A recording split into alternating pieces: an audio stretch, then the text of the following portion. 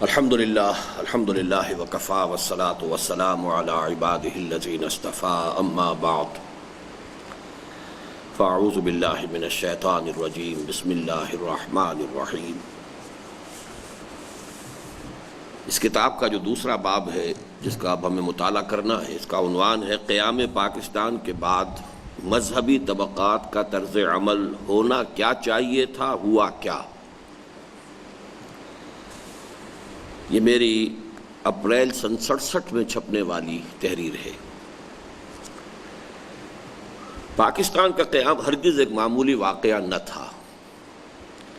دنیا کے نقشے پر اس طرح اچانک اور بالکل غیر متوقع طور پر وقت کی عظیم ترین مسلمان مملکت کا رونما ہو جانا یقیناً مشیت ایزدی اور حکمت خداوندی میں کسی بڑی تدبیر کے سلسلے کی کڑی تھا۔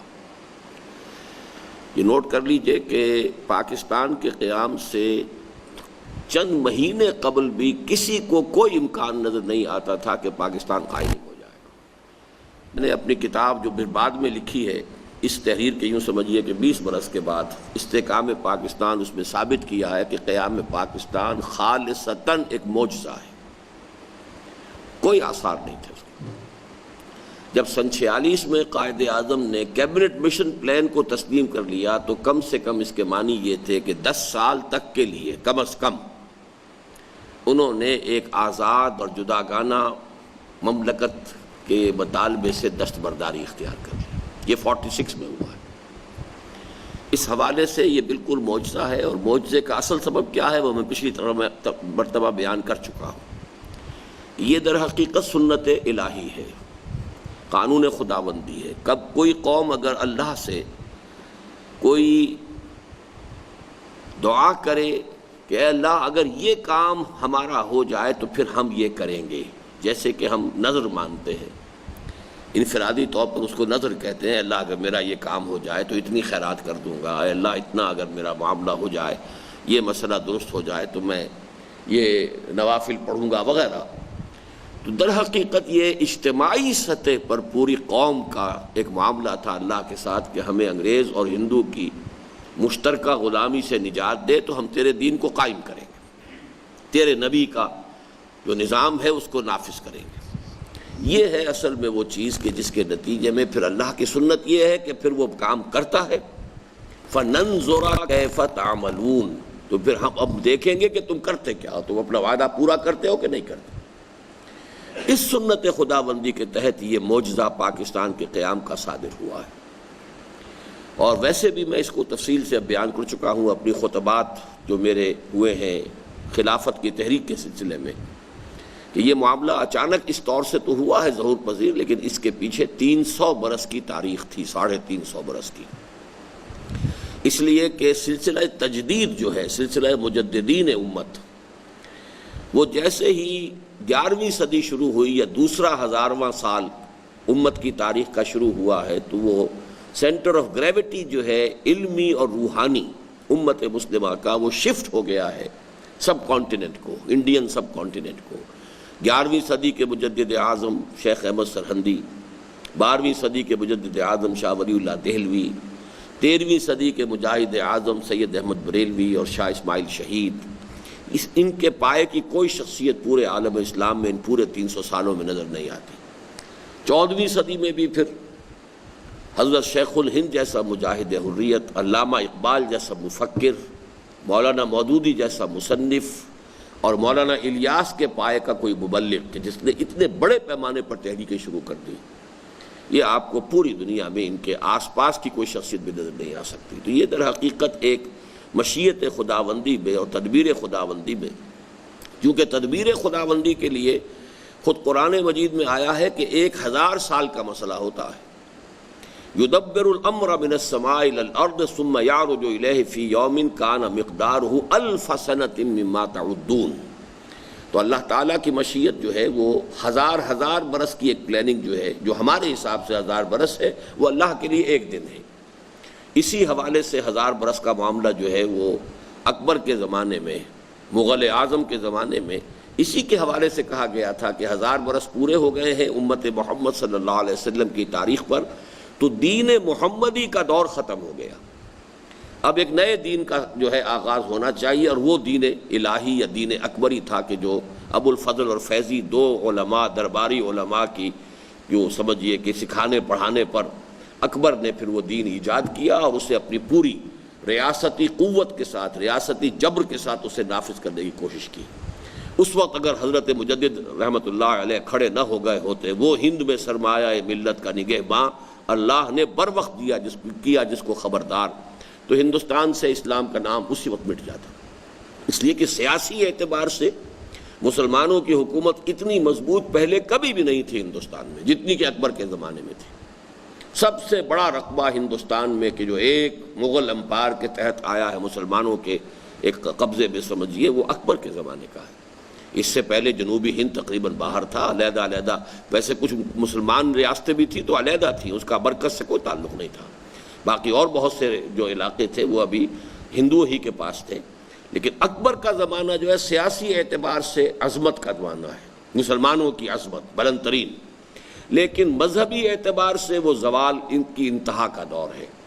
بہرحال اس میں جیسا کہ میں عرض کر رہا ہوں کہ یہ مشیت یزدی کا ایک سلسلہ ہے، 400 برس کی تاریخ ہے کہ جو کلمینیٹ ہوئی ہے قیام پاکستان میں۔ یہاں تو صرف ایک جملہ میں نے لکھا ہے، اس کی تفصیل اب وہ ہے جو میں اپنی پوری تقاریر کے اندر جو خلافت کے سلسلے میں نے کی ہیں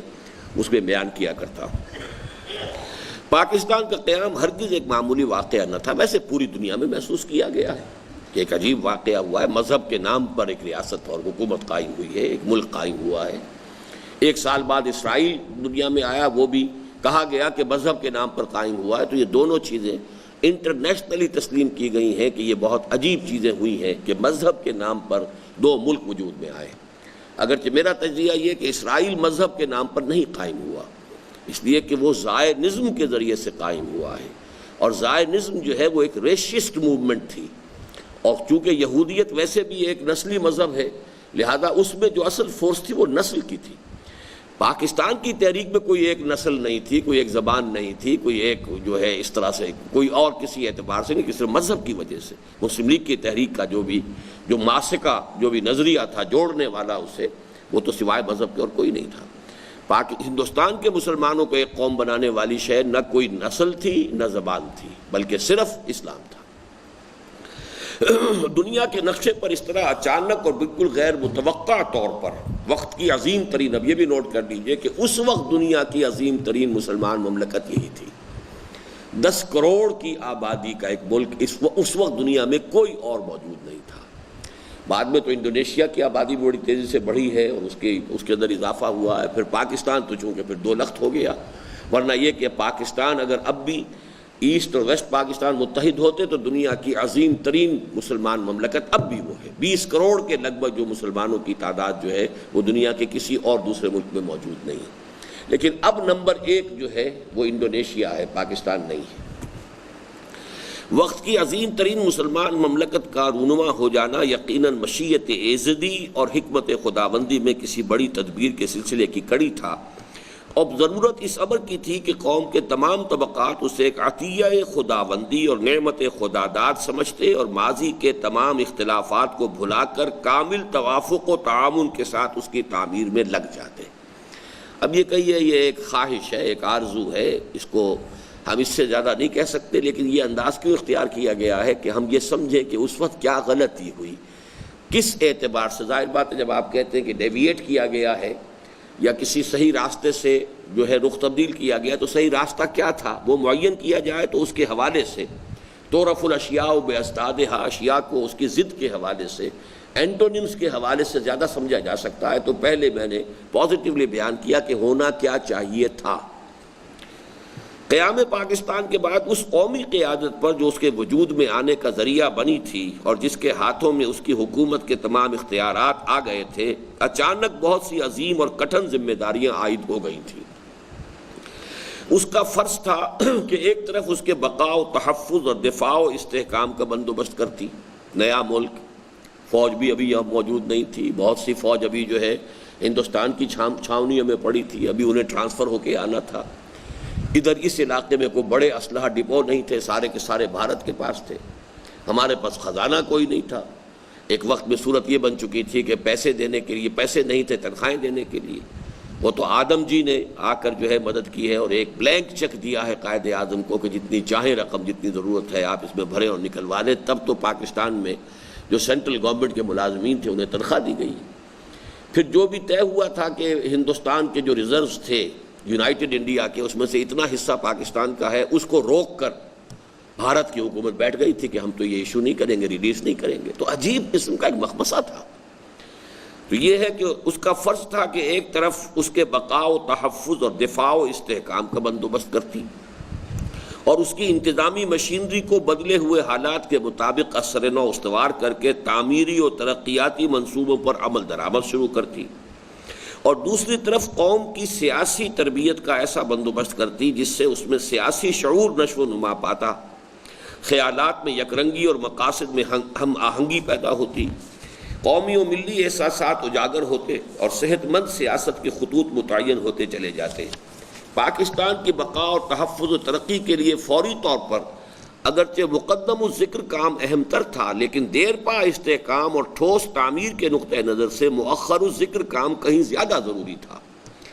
ہیلدی پولیٹیکل ٹریڈیشنز کا قائم کرنا، اس نظام کے لیے جو ہے چینلز بنانا، ایک جو لانگ ٹرم کے اعتبار سے یہ زیادہ اہم تھا. لیکن فوری طور پر تو اس ملک کا تحفظ اور اس کے لیے کم سے کم یہ کہ ڈے ٹو ڈے جو ضروریات ہیں ان کے پورا کرنے کا معاملہ جو ہے وہ تو گویا کہ سر پر ایک تلوار کے طور پر ہر روز جو ہے ایک مسئلہ جو ہے وہ لٹکا ہوا ہوتا تھا. تو یہ کہ اگر شارٹ ٹرم کے اعتبار سے یہ ضروری تھا تو لانگ ٹرم پلاننگ کے اعتبار سے دوسری بات ضروری تھی. مذہبی و نیم مذہبی طبقات کو عام اس سے کہ پہلے وہ پاکستان کے شدید مخالف تھے یا بزوم خیش کسی عظیم تر منصوبے پر عمل پیرا تھے. عام اس سے یہ ایک عام اسلوب ہے جو عام طور پر مستعمل نہیں ہوتا ہے، یعنی اس سے قطع نظر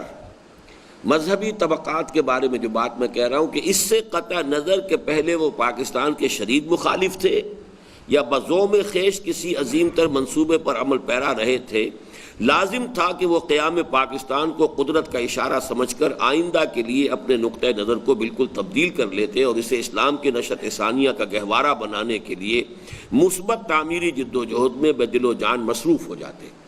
اب ان میں نے جو 2 کیٹیگریز قائم کی ہیں اس کو نوٹ کر لیجیے جو ہم پڑھ چکے ہیں اس کے حوالے سے. جو شدید مخالف تھے وہ جمعیت علماء ہند کا حصہ تھا،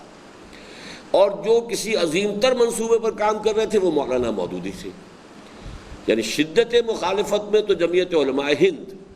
لیکن مولانا کا موقف یہ تھا کہ یہ صرف ایک قومی ریاست بنانے سے تو ہمیں کچھ حاصل نہیں ہے، ہمیں تو اسلامی ریاست بنانی ہے، لہذا اس کا طریقہ کار یہ ہے جو ہم پہلے پڑھ چکے ہیں، اسلامی حکومت کیسے قائم ہوتی ہے. اگر ہم اس طریقے پر عمل کریں گے تو ہندوستان کے کسی محدود علاقے میں نہیں بلکہ پورے ہندوستان میں اسلامی حکومت قائم ہو جائے گی. تو گویا کہ وہ اپنی فکر، اپنی سوچ، اپنی سمجھ کے مطابق عظیم تر منصوبے پر کام کر رہے تھے. اس کا نتیجہ یہ تو تھا کہ بہرحال مسلم لیگ کو سپورٹ انہوں نے نہیں کیا، پاکستان کی تحریک کے اندر اپنی توانائیاں جو ہے وہ ایڈ نہیں کی. تو یہ دونوں طبقات، تیسرا طبقہ وہ تھا کہ جو مسلم لیگ کا ساتھ دے رہا تھا، اس کے ذکر کرنے کی ضرورت نہیں ہے، وہ تو پہلے سے جب تحریک پاکستان کے ساتھ تھا تو وہ تو یقیناً موجودہ قیادت کے ساتھ بھی جو پاکستان میں برسر اقتدار آئی اس کے ساتھ ہی تھا، اسی کا حصہ تھا، اس سے تعاون کر رہا تھا. اس لیے صرف ان 2 طبقات کا تذکرہ کیا ہے کہ مذہبی و نیم مذہبی طبقات کو.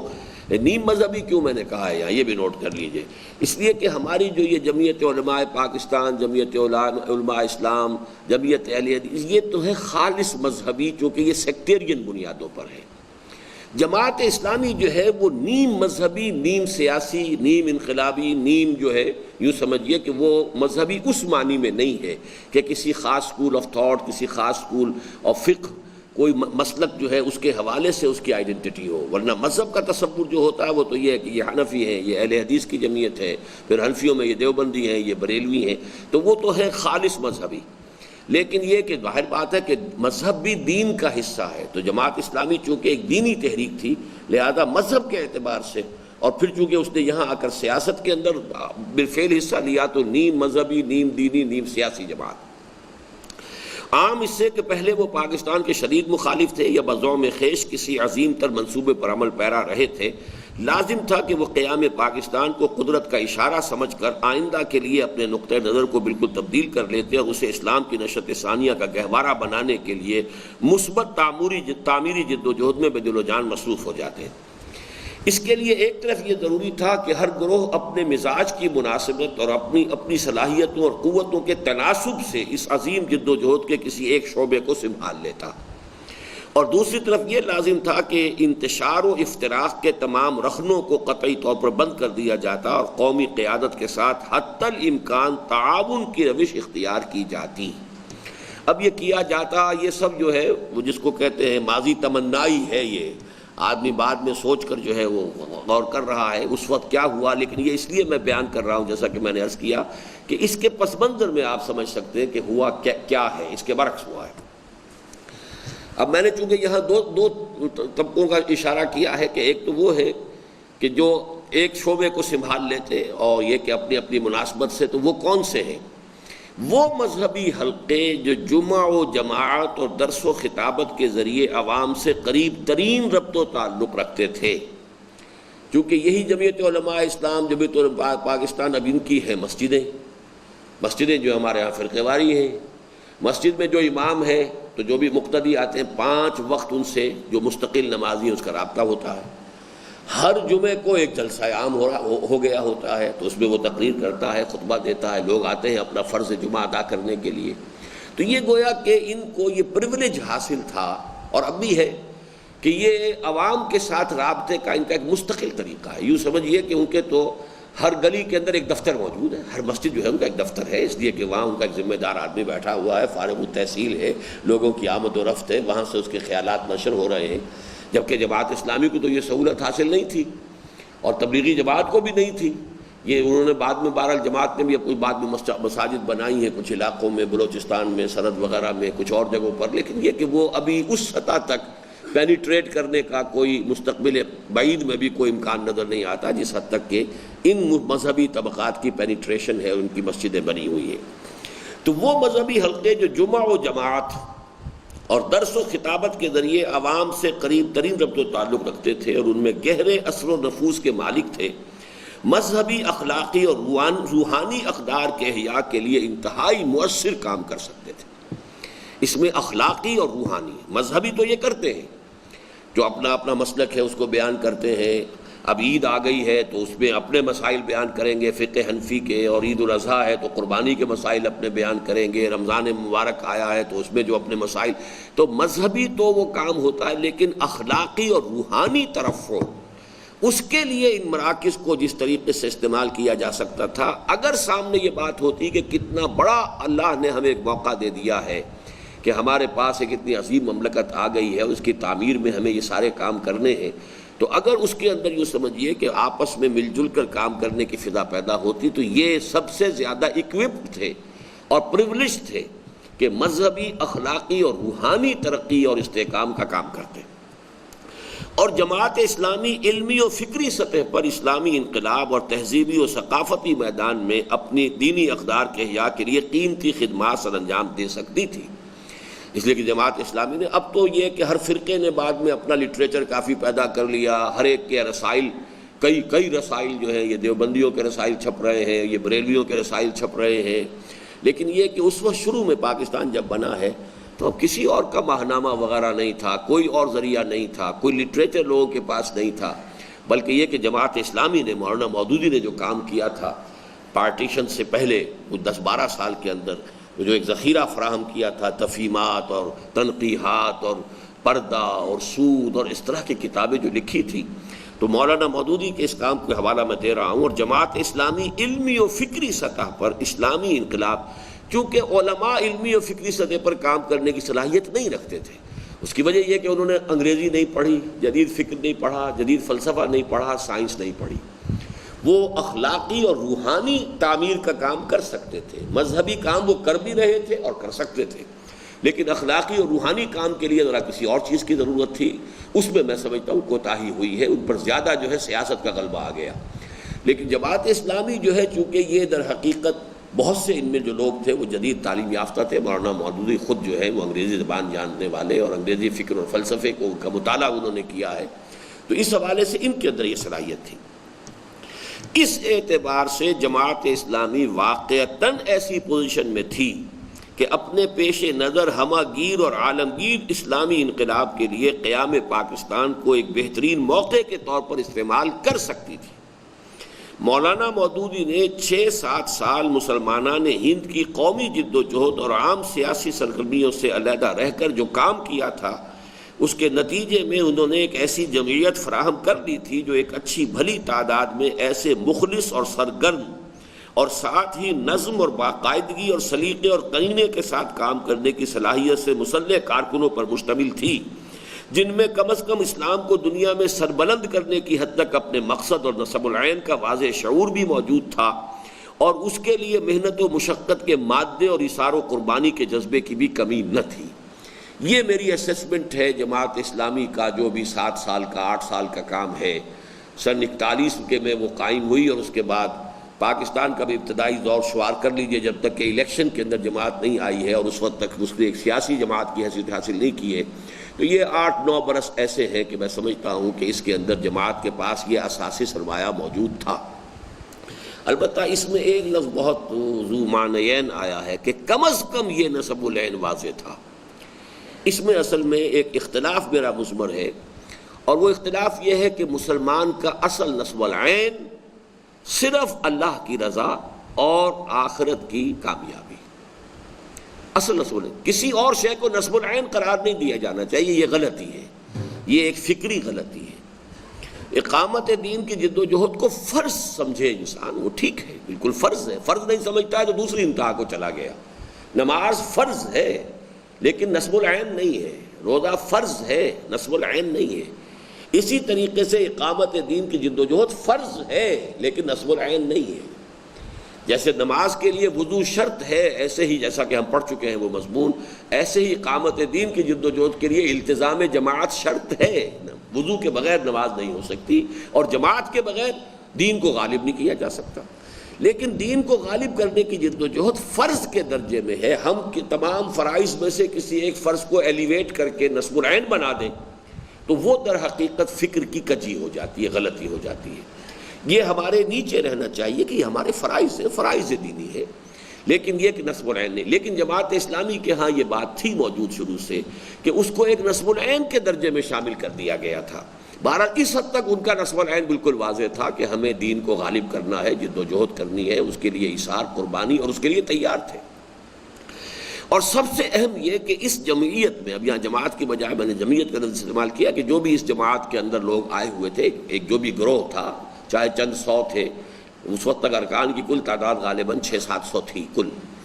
تو اس جمعیت میں دین و دنیا اور قدیم و جدید کا وہ امتزاج بھی موجود تھا جو اس دور میں دین کی کسی بھی مؤثر خدمت کے لیے لازمی اور لابدی ہے۔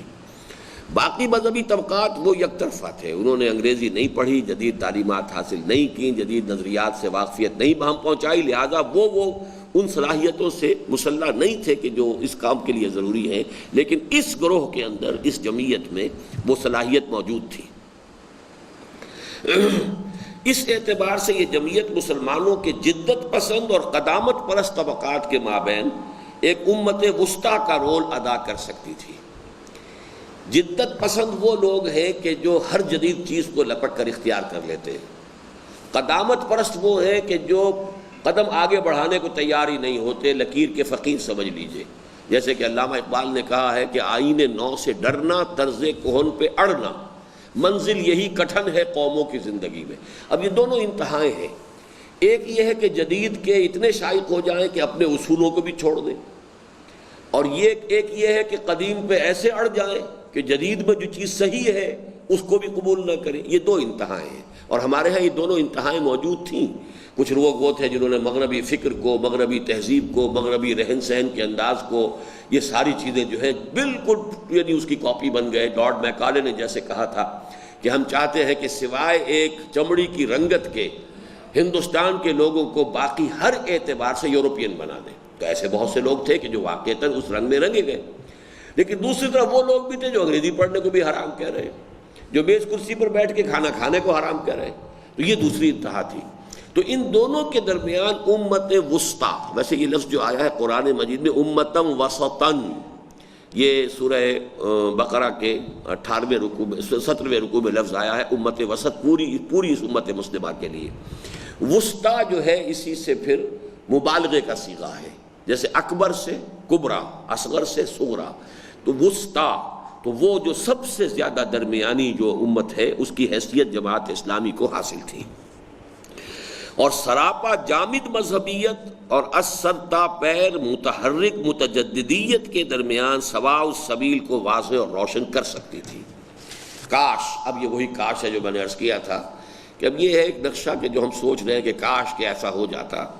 کاش کہ قوم کے ان تینوں اہم طبقات، نوٹ کیے تین سے مراد کیا ہے، ایک وہ قومی قیادت جس نے پاکستان قائم کیا اور اس کے ہاتھ میں حکومت آ گئی، اس کے ذمہ تھا فوری دفاع، فوری اس کا استحکام بھی، اور آئندہ کے لیے جو سیاسی عمل ہے وہ صحیح اور صحت مند بنیادوں پر اس کے چینلز کو بنانا، یہ ان کا کام تھا۔ دوسرے مذہبی طبقات جو ہمارے ہاں پرانے قدامت پسند حلقے سے تھے، اور تیسرے جماعت اسلامی۔ تو تین طبقات، جماعت اسلامی کو فی نفس ہی اپنی جگہ پر ایک مستقل طبقے کی حیثیت میں دے رہا ہوں۔ کاش کہ قوم کے ان تینوں اہم طبقات میں بدلے ہوئے حالات کے تقاضوں کا شعور بر وقت پیدا ہو جاتا، اور وہ کامل توافق و تعاون کی فضا میں اپنے اپنے حصے کے کاموں میں منہمک ہو کر اسلام کی نشأت ثانیہ کی راہ ہموار کرنے میں لگ جاتے، لیکن افسوس کہ ایسا نہ ہو سکا۔ ہوا کیا؟ اب آگے آ رہا ہے۔ جہاں تک قومی قیادت کا تعلق ہے، اگرچہ اس غریب پر قیام پاکستان کے فوراً بعد ہی مختلف خارجی و داخلی اسباب کی بنا پر نزع کا عالم طاری ہو گیا تھا،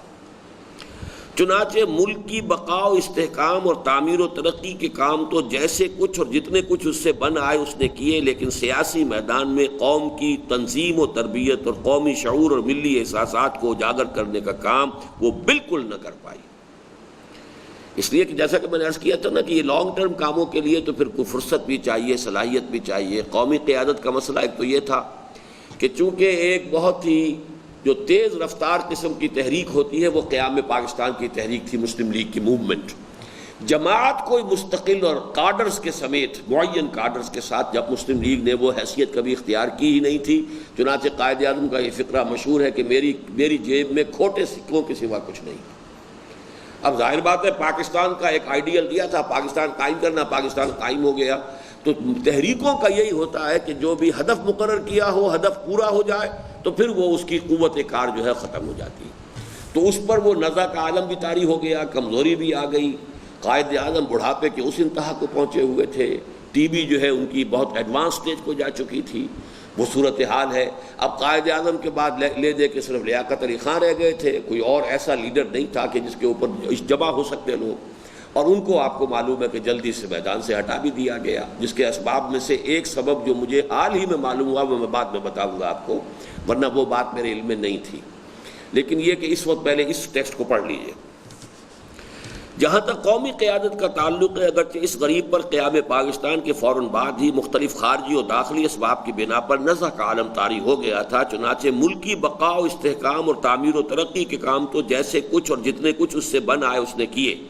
لیکن سیاسی میدان میں قوم کی تنظیم و تربیت اور قومی شعور اور ملی احساسات کو اجاگر کرنے کا کام وہ بالکل نہ کر پائی۔ تاہم، اب یہ ایک پازیٹو پوائنٹ ہے، اس کو اچھی طرح نوٹ کیجئے، تاہم جہاں تک تعاون و توافق کا تعلق ہے، اس امر کا اعتراف کیا جانا چاہیے کہ پاکستان کی پہلی قومی قیادت کی جانب سے اس سلسلے میں تنگ دلی اور بخل کا مظاہرہ قطعاً نہیں ہوا۔ It's a very positive point. Muslim League کی قیادت جو پاکستان میں برسر اقتدار آئی، کوئی ثبوت نہیں ہے کہ اس نے کہا ہو کہ یہ تو کانگریسی مولوی تھے، ان کے لیے دروازہ بند کر دو، یا یہ جماعت اسلامی تھی، انہوں نے ہمارا ساتھ نہیں دیا تھا، لہذا ان کے لیے کالجوں کے، اسکولوں کے، ریڈیو کے دروازے بند کر دو، قطعاً نہیں۔ مولانا مودودی کی بہترین تقریریں جو ہوئیں پاکستان ریڈیو سے ہوئی ہیں، اسلام کا نظام حیات کے نام سے جو ہے وہ ریڈیو پاکستان سے ہوئی، لاء کالج میں تقریر کیے جا کر اسلامی قانون کے موضوع کے اوپر۔ تو اس حوالے سے کہیں کوئی ڈسکریمنیشن مسلم لیگ کی قیادت کی طرف سے کہیں ریکارڈ پر نہیں ہے، کوئی ثبوت اس کا موجود نہیں ہے کہ انہوں نے پچھلے حسابات چکانے شروع کیے ہوں، کہیں پر علماء کے لیے دروازے بند کر دیے ہوں، یا کہیں پر جماعت اسلامی کے لیے راستے بند کر دیے ہوں، ایسا نہیں ہوا۔ اس لیے اس جملے کو اچھی طرح، جن کی اپنی کتاب ہے وہ انڈر لائن کر لیں اسے، اس لیے کہ ہم جہاں قومی قیادت کی جو کمیاں ہیں، کوتاہیاں ہیں، جب اگر ہم ان کو بیان کر رہے ہیں تو جو کوئی پوائنٹ ان کے لیے ان کے کریڈٹ میں جاتا ہے، ان کے پازیٹیو ہے بات، اس کو بھی تسلیم کرنا چاہیے۔ تاہم جہاں تک تعاون و توافق کا تعلق ہے، اس امر کا اعتراف کیا جانا چاہیے کہ پاکستان کی پہلی قومی قیادت کی جانب سے اس سلسلے میں تنگ دلی اور بخل کا مظاہرہ قطعا نہیں ہوا، اور اس کے باوجود کہ بعض مذہبی حلقوں نے کھلم کھلا قیام پاکستان کی مخالفت کی تھی، اور خود مولانا مودودی بھی نہ صرف یہ کہ اس سے بالکل علیحدہ رہے تھے، بلکہ تحریک پاکستان کے آخری اور فیصلہ کن ایام میں اس پر شدید اور بعض اوقات دل آزار قسم کی تنقیدیں بھی کرتے رہے تھے، جس کے حوالے آ چکے ہیں پہلے چیپٹر کے اندر۔ تاہم اپنا وقت آنے اور قوت و اقتدار پر بلا شرکت غیر قابض ہونے کے بعد اس نے نہ صرف یہ کہ آزادی کی نعمتوں اور برکتوں سے متمتع اور مستفید ہونے کے معاملے میں مسلم لیگ کے حامیوں اور مخالفوں کے مابین فرق و امتیاز کا کوئی شائبہ بھی کبھی پیدا نہ ہونے دیا، بلکہ اس سے بھی آگے بڑھ کر تعاون کے دروازے پوری طرح کھول دیے، جس کی روشن ترین مثال یہ ہے کہ خود مولانا مودودی کو اپنے خیالات کے اظہار اور اپنے نظریات کی اشاعت کے بھرپور مواقع نہ صرف کالجوں اور یونیورسٹیوں میں بلکہ ریڈیو تک پر پوری وسعت قلب کے ساتھ مہیا کیے۔ اس وقت تک ٹیلی ویژن تو تھا ہی نہیں، سب سے بڑی شے جو ہے وہ تو ریڈیو ہی تھا، اور اس کے اوپر کی تقریریں ہوئی ہیں۔ اس کی وجہ کیا تھی؟ اب یہ اس کی ایکسپلینیشن ہے۔ ہمیں ان تمام حالات کا تجزیہ کرنا چاہیے، یہ کیوں ہوا، کیوں یہ انتقامی جذبات پیدا نہیں ہوئے۔ حالانکہ عام قاعدہ تو یہی ہے کہ اگر آپ نے پہلے اختلاف کیا تھا تو پھر بعد میں جو ہے وہ کہا جاتا کہ اب تم پیچھے بیٹھو، تمہارا کیا سروکار ہے یہاں پر۔ اس کی بڑی وجہ یہ تھی کہ اگرچہ قومی جماعت ہونے کی بنا پر مسلم لیگ کے صفوں میں ہر نقطۂ نظر اور مکتبہ فکر کے لوگ پائے جاتے تھے، حتیٰ کہ خالص ملحد اور دہریے بھی موجود تھے، لیکن پاکستان میں اس کی جو پہلی ٹیم برسر اقتدار آئی اس میں مخلص قوم پرست مسلمان بلکہ خاص مذہبی مزاج اور دینی مذاق کے لوگوں کو ایک فیصلہ کن پوزیشن حاصل تھی۔ اب خواجہ ناظم الدین تھے، نمازی تھے، روزے دار تھے، ان کا بھائی جو ہے شہاب الدین، اسی طریقے سے مولوی تمیز الدین کا خیال کیجئے، پھر یہاں ہمارے سردار عبدالرب نشتر تھے، محمود حسین تھے، ڈاکٹر محمود حسین، یہ سب لوگ جو ہیں جو پہلی لیڈرشپ آئی ہے اس میں اچھے بھلے، مطلب یہ کہ وہ علماء تو نہیں تھے، لیکن یہ کہ وہ قوم پرست مسلمان اور ایک عقیدہ جس کو کہتے ہیں اسلام کا عقیدہ ان کا جو ہے وہ صحیح تھا۔ اگرچہ ان میں افتخار الدین بھی تھے، وہ سوشلسٹ تھے، دولتانہ صاحب بھی تھے، وہ سوشلسٹ تھے، اسی طریقے سے کٹر کمیونسٹ بھی، چونکہ یہ جو کمیونسٹ انٹرنیشنل کی طرف سے پاکستان کے قیام سے کچھ عرصے قبل یہ آرڈر دے دیا گیا تھا ہندوستان کی کمیونسٹ پارٹی کے مسلمان ممبرز کو کہ مسلم لیگ میں شامل ہو جاؤ، اس لیے کہ اب پاکستان بننے والا ہے، بن کر رہے گا، لہذا تم ابھی سے اپنے جو ہے کریڈینشلز جو ہیں وہ اسٹیبلش کرنے کی کوشش کرو تاکہ پاکستان میں تم جا کے کام کر سکو۔ تو بہرحال وہ بھی تھے ان کے اندر، یقیناً وہ کٹر کمیونسٹ بھی تھے، دہریے بھی تھے، ملحد بھی تھے، لیکن ان میں اچھی بھلی تعداد ایسے لوگوں کی تھی، اور اتفاق سے جو لوگ پہلی مرتبہ جو ٹیم بنی ہے اور جو پہلی ہماری مرکزی قیادت آئی ہے اس میں ان کا پلڑا بھاری تھا۔ اور اس ملک میں اسلام کے مستقبل کے اعتبار سے بہترین حکمت عملی یہ تھی کہ تمام دینی جماعتیں اور مذہبی حلقے پچھلے ذہنی تحفظات کو بالائے طاق رکھ کر کھلے دل کے ساتھ قومی قیادت کے ساتھ تعاون کی روش اختیار کرتے، اور ایک طرف اپنی تعلیمی اور تبلیغی سرگرمیوں اور اخلاقی و عملی اصلاح کے کاموں میں مواقع اور مسائل کے بجائے یہاں لفظ وسائل ہونا چاہیے، مواقع اور وسائل کے اس اضافے سے فائدہ اٹھاتے جو مسلمانوں کی قومی ریاست میں حکومت کے ساتھ تعاون کی صورت میں متوقع تھا، اور دوسری طرف قومی قیادت کے مخلص اور مذہبی رجحان رکھنے والے لوگوں کے ہاتھوں کو مضبوط کرتے۔ اس لیے کہ جب اب ملک بن گیا تو ظاہر بات ہے مسلم لیگ میں اگر مختلف مزاج کے لوگ تھے، ملحد بھی تھے، قادیانی بھی تھے، خالص سیکولر لوگ بھی تھے، لیکن وہ یہ ایسے مذہبی بھی تھے، نماز روزے کے پابند بھی تھے، کم سے کم یہ کہ ایک عام جو مسلمان ہوتا ہے اسلام پسند مسلمان وہ تھے موجود، چاہے داڑھی نہیں ہے، وہ مذہبی لوگ نہیں ہیں، خواجہ ناظم الدین کی بھی داڑھی نہیں تھی، لیکن تہجد گزار آدمی تھے، تہجد تو اس کی گواہی تو ہر ایک شخص نے دی ہے، اور نہایت یعنی ان کا دامن جو ہے خیانت سے، اس سے بددیانتی سے بالکل پاک۔ مجھے یہ واقعہ سنایا ہے مولانا ظفر احمد انصاری نے، اب تو ان کا بھی انتقال ہو گیا، پاکستان کے قیام کی تحریک کے دوران، ابھی پاکستان بنا نہیں تھا، یونائٹڈ بنگال کے وزیر اعظم تھے اس وقت، جو ہے صوبوں کے وزراء کو بھی وزیر اعظم ہی کہتے تھے، کیونکہ سینٹر میں تو وزیر اعظم کوئی ہوتا ہی نہیں تھا، ابھی سینٹرل گورنمنٹ میں تو دی نہیں گئی تھی، یہ ساری کی ساری پروونشل 1935 کا ایکٹ جو تھا تو وزیر اعظم ہی کہلاتا تھا۔ ہمارے ہاں وزیر اعظم تھے سکندر حیات خان، اس کے بعد پھر جو خضر حیات تھے، یہ وزیر اعظم کہلاتے تھے۔ تو یونائٹڈ بنگال کے وزیر اعظم تھے یہ خواجہ ناظم الدین۔ اچھا، اس زمانے میں کوئی مسلم لیگ کا اجلاس ہوا تو یہ کہتے ہیں کہ میں بھی وہاں پہ گیا ہوا تھا، گورنمنٹ ہاؤس میں ٹھہرا ہوا تھا۔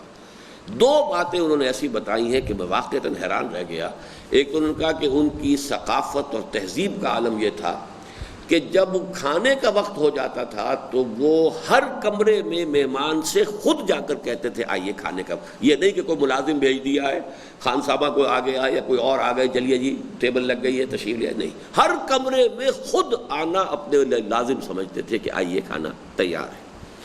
نمبر دو کہتے ہیں کہ ایک دفعہ وہ آئے تو میں ہڑبڑا گیا کہ خواجہ صاحب خود آئے ہیں، میں کمرے کی لائٹ آف کرنا بھول گیا، تو خواجہ صاحب چند قدم میرے ساتھ چل کر پھر واپس گئے، لائٹ آف کی اور کہا حساب تو پیسے پیسے کا دینا ہے نا۔ جس شخص کا یہ عالم ہو، اور یونائٹڈ بنگال کا چیف منسٹر، پرائم منسٹر اس وقت کے حساب سے، لیکن وہ اس کا بھی خیال کر رہا ہے کہ بجلی نہ جلے بغیر ضرورت کے، اس طرح کا، تو ایسے لوگ بھی تھے۔ تو اس اعتبار سے بہترین حکمت عملی یہ تھی کہ تمام دینی جماعتیں اور مذہبی حلقے پچھلے ذہنی تحفظات کو بالائے طاق رکھ کر کھلے دل کے ساتھ قومی قیادت کے ساتھ تعاون کی روش اختیار کرتے، اور ایک طرف اپنی تعلیمی اور تبلیغی سرگرمیوں اور اخلاقی اور عملی اصلاح کے کاموں میں مواقع اور وسائل کے اس اضافے سے فائدہ اٹھاتے جو مسلمانوں کی قومی ریاست میں حکومت کے ساتھ تعاون کرنے کی صورت میں متوقع تھا۔ ظاہر بات ہے کہ انڈیا جو ہے، اگر وہ ایک یونائٹڈ انڈیا کی حیثیت سے آزاد ہوا ہوتا تو ریڈیو انڈیا، آل انڈیا ریڈیو سے مولانا مودودی کی تقریر جو ہے اسلام کا نظام حیات، اس کے براڈ کاسٹ ہونے کا کوئی امکان نہیں تھا۔ تو یہ تو چونکہ مسلمانوں کی قومی ریاست وجود میں آ گئی تو اس کا امکان ہوا، اور یہ امکان اسی طریقے سے زیادہ آگے بڑھ سکتا تھا کہ ان کے بھی جو مذہبی حلقے ہیں ان کے ہاتھوں کو مضبوط بنایا جائے، ان سے تعاون کیا جائے، اور دوسری طرف قومی قیادت کے مخلص اور مذہبی رجحان رکھنے والے لوگوں کے ہاتھوں کو مضبوط کرتے۔ لیکن افسوس کہ صرف مولانا شبیر احمد عثمانی اور ان کے رفقائے کار کو چھوڑ کر کہ انہوں نے تو حصول پاکستان کی جد و جہد میں بھی مسلم لیگ کے ساتھ تعاون کیا تھا، اکثر مذہبی حلقوں نے یا تو لا تعلقی کی روش برقرار رکھی یا معاندانہ انداز اختیار کر لیا۔ اب یہ دو لفظ یہاں پر آئے ہیں، ان کی شرح بعد میں آئے گی۔ لا تعلقی کی روش انڈیفرنٹ، جیسے میں کہا کرتا ہوں گاؤ آمد کے خر رفت کے خر آمد کے گاؤ رفت، ہمیں اس سے کوئی بحث نہیں، یہ ایک لا تعلقی ہے، ذہنی لا تعلقی ہے۔ اور دوسرا معاندانہ انداز، کہ ان کی دشمنی۔ فعال نیشنلسٹ علماء کی اکثریت، یہ بہت اہم واقعہ ہے ہماری پاکستان کی تاریخ کا، اس کو نوٹ کر لیجئے۔ نیشنلسٹ علماء سے مراد کون ہے؟ جمعیت علماء ہند کے لوگ، اور وہ پاکستان کے شدید مخالف تھے۔ فعال نیشنلسٹ علماء کی اکثریت اور ان کے اصل مراکز تو ہندوستانی میں رہ گئے تھے، دیوبند سب سے بڑا مرکز ہندوستان میں رہ گیا۔ پاکستان کے حصے میں جو لوگ آئے ان میں سے مجلس احرار نے بظاہر بہت عقل مندی سے کام لیا اور سیاست کے میدان سے کامل کنارہ کشی اختیار کر کے اپنی سرگرمیاں صرف دینی و مذہبی دائرے میں، اپنی سرگرمیوں کو صرف دینی و مذہبی دائرے میں محدود کر دیا۔ کہ مجلس احرار اسلام جو ہے یہ آل انڈیا فینومینن نہیں تھی، یہ صرف پنجاب کی تحریک تھی، لیکن یہ کہ ان میں بڑے فعال عوامی کارکن تھے، جو شیل خطیب، آگ لگا دینے والی تقریریں اور عوامی انداز، بالکل عوام کے ساتھ رہنا، وہی کپڑے پہننا، کھدر کے ہوں، موٹا جھوٹا کھانا، تھرڈ کلاس میں سفر کرنا۔ اس میں واقعہ یہ ہے کہ احراری قیادت جو ہے وہ بہت نمایاں ہے، لیکن یہ بھی مسلم لیگ کے اور پاکستان کے مخالف تھے،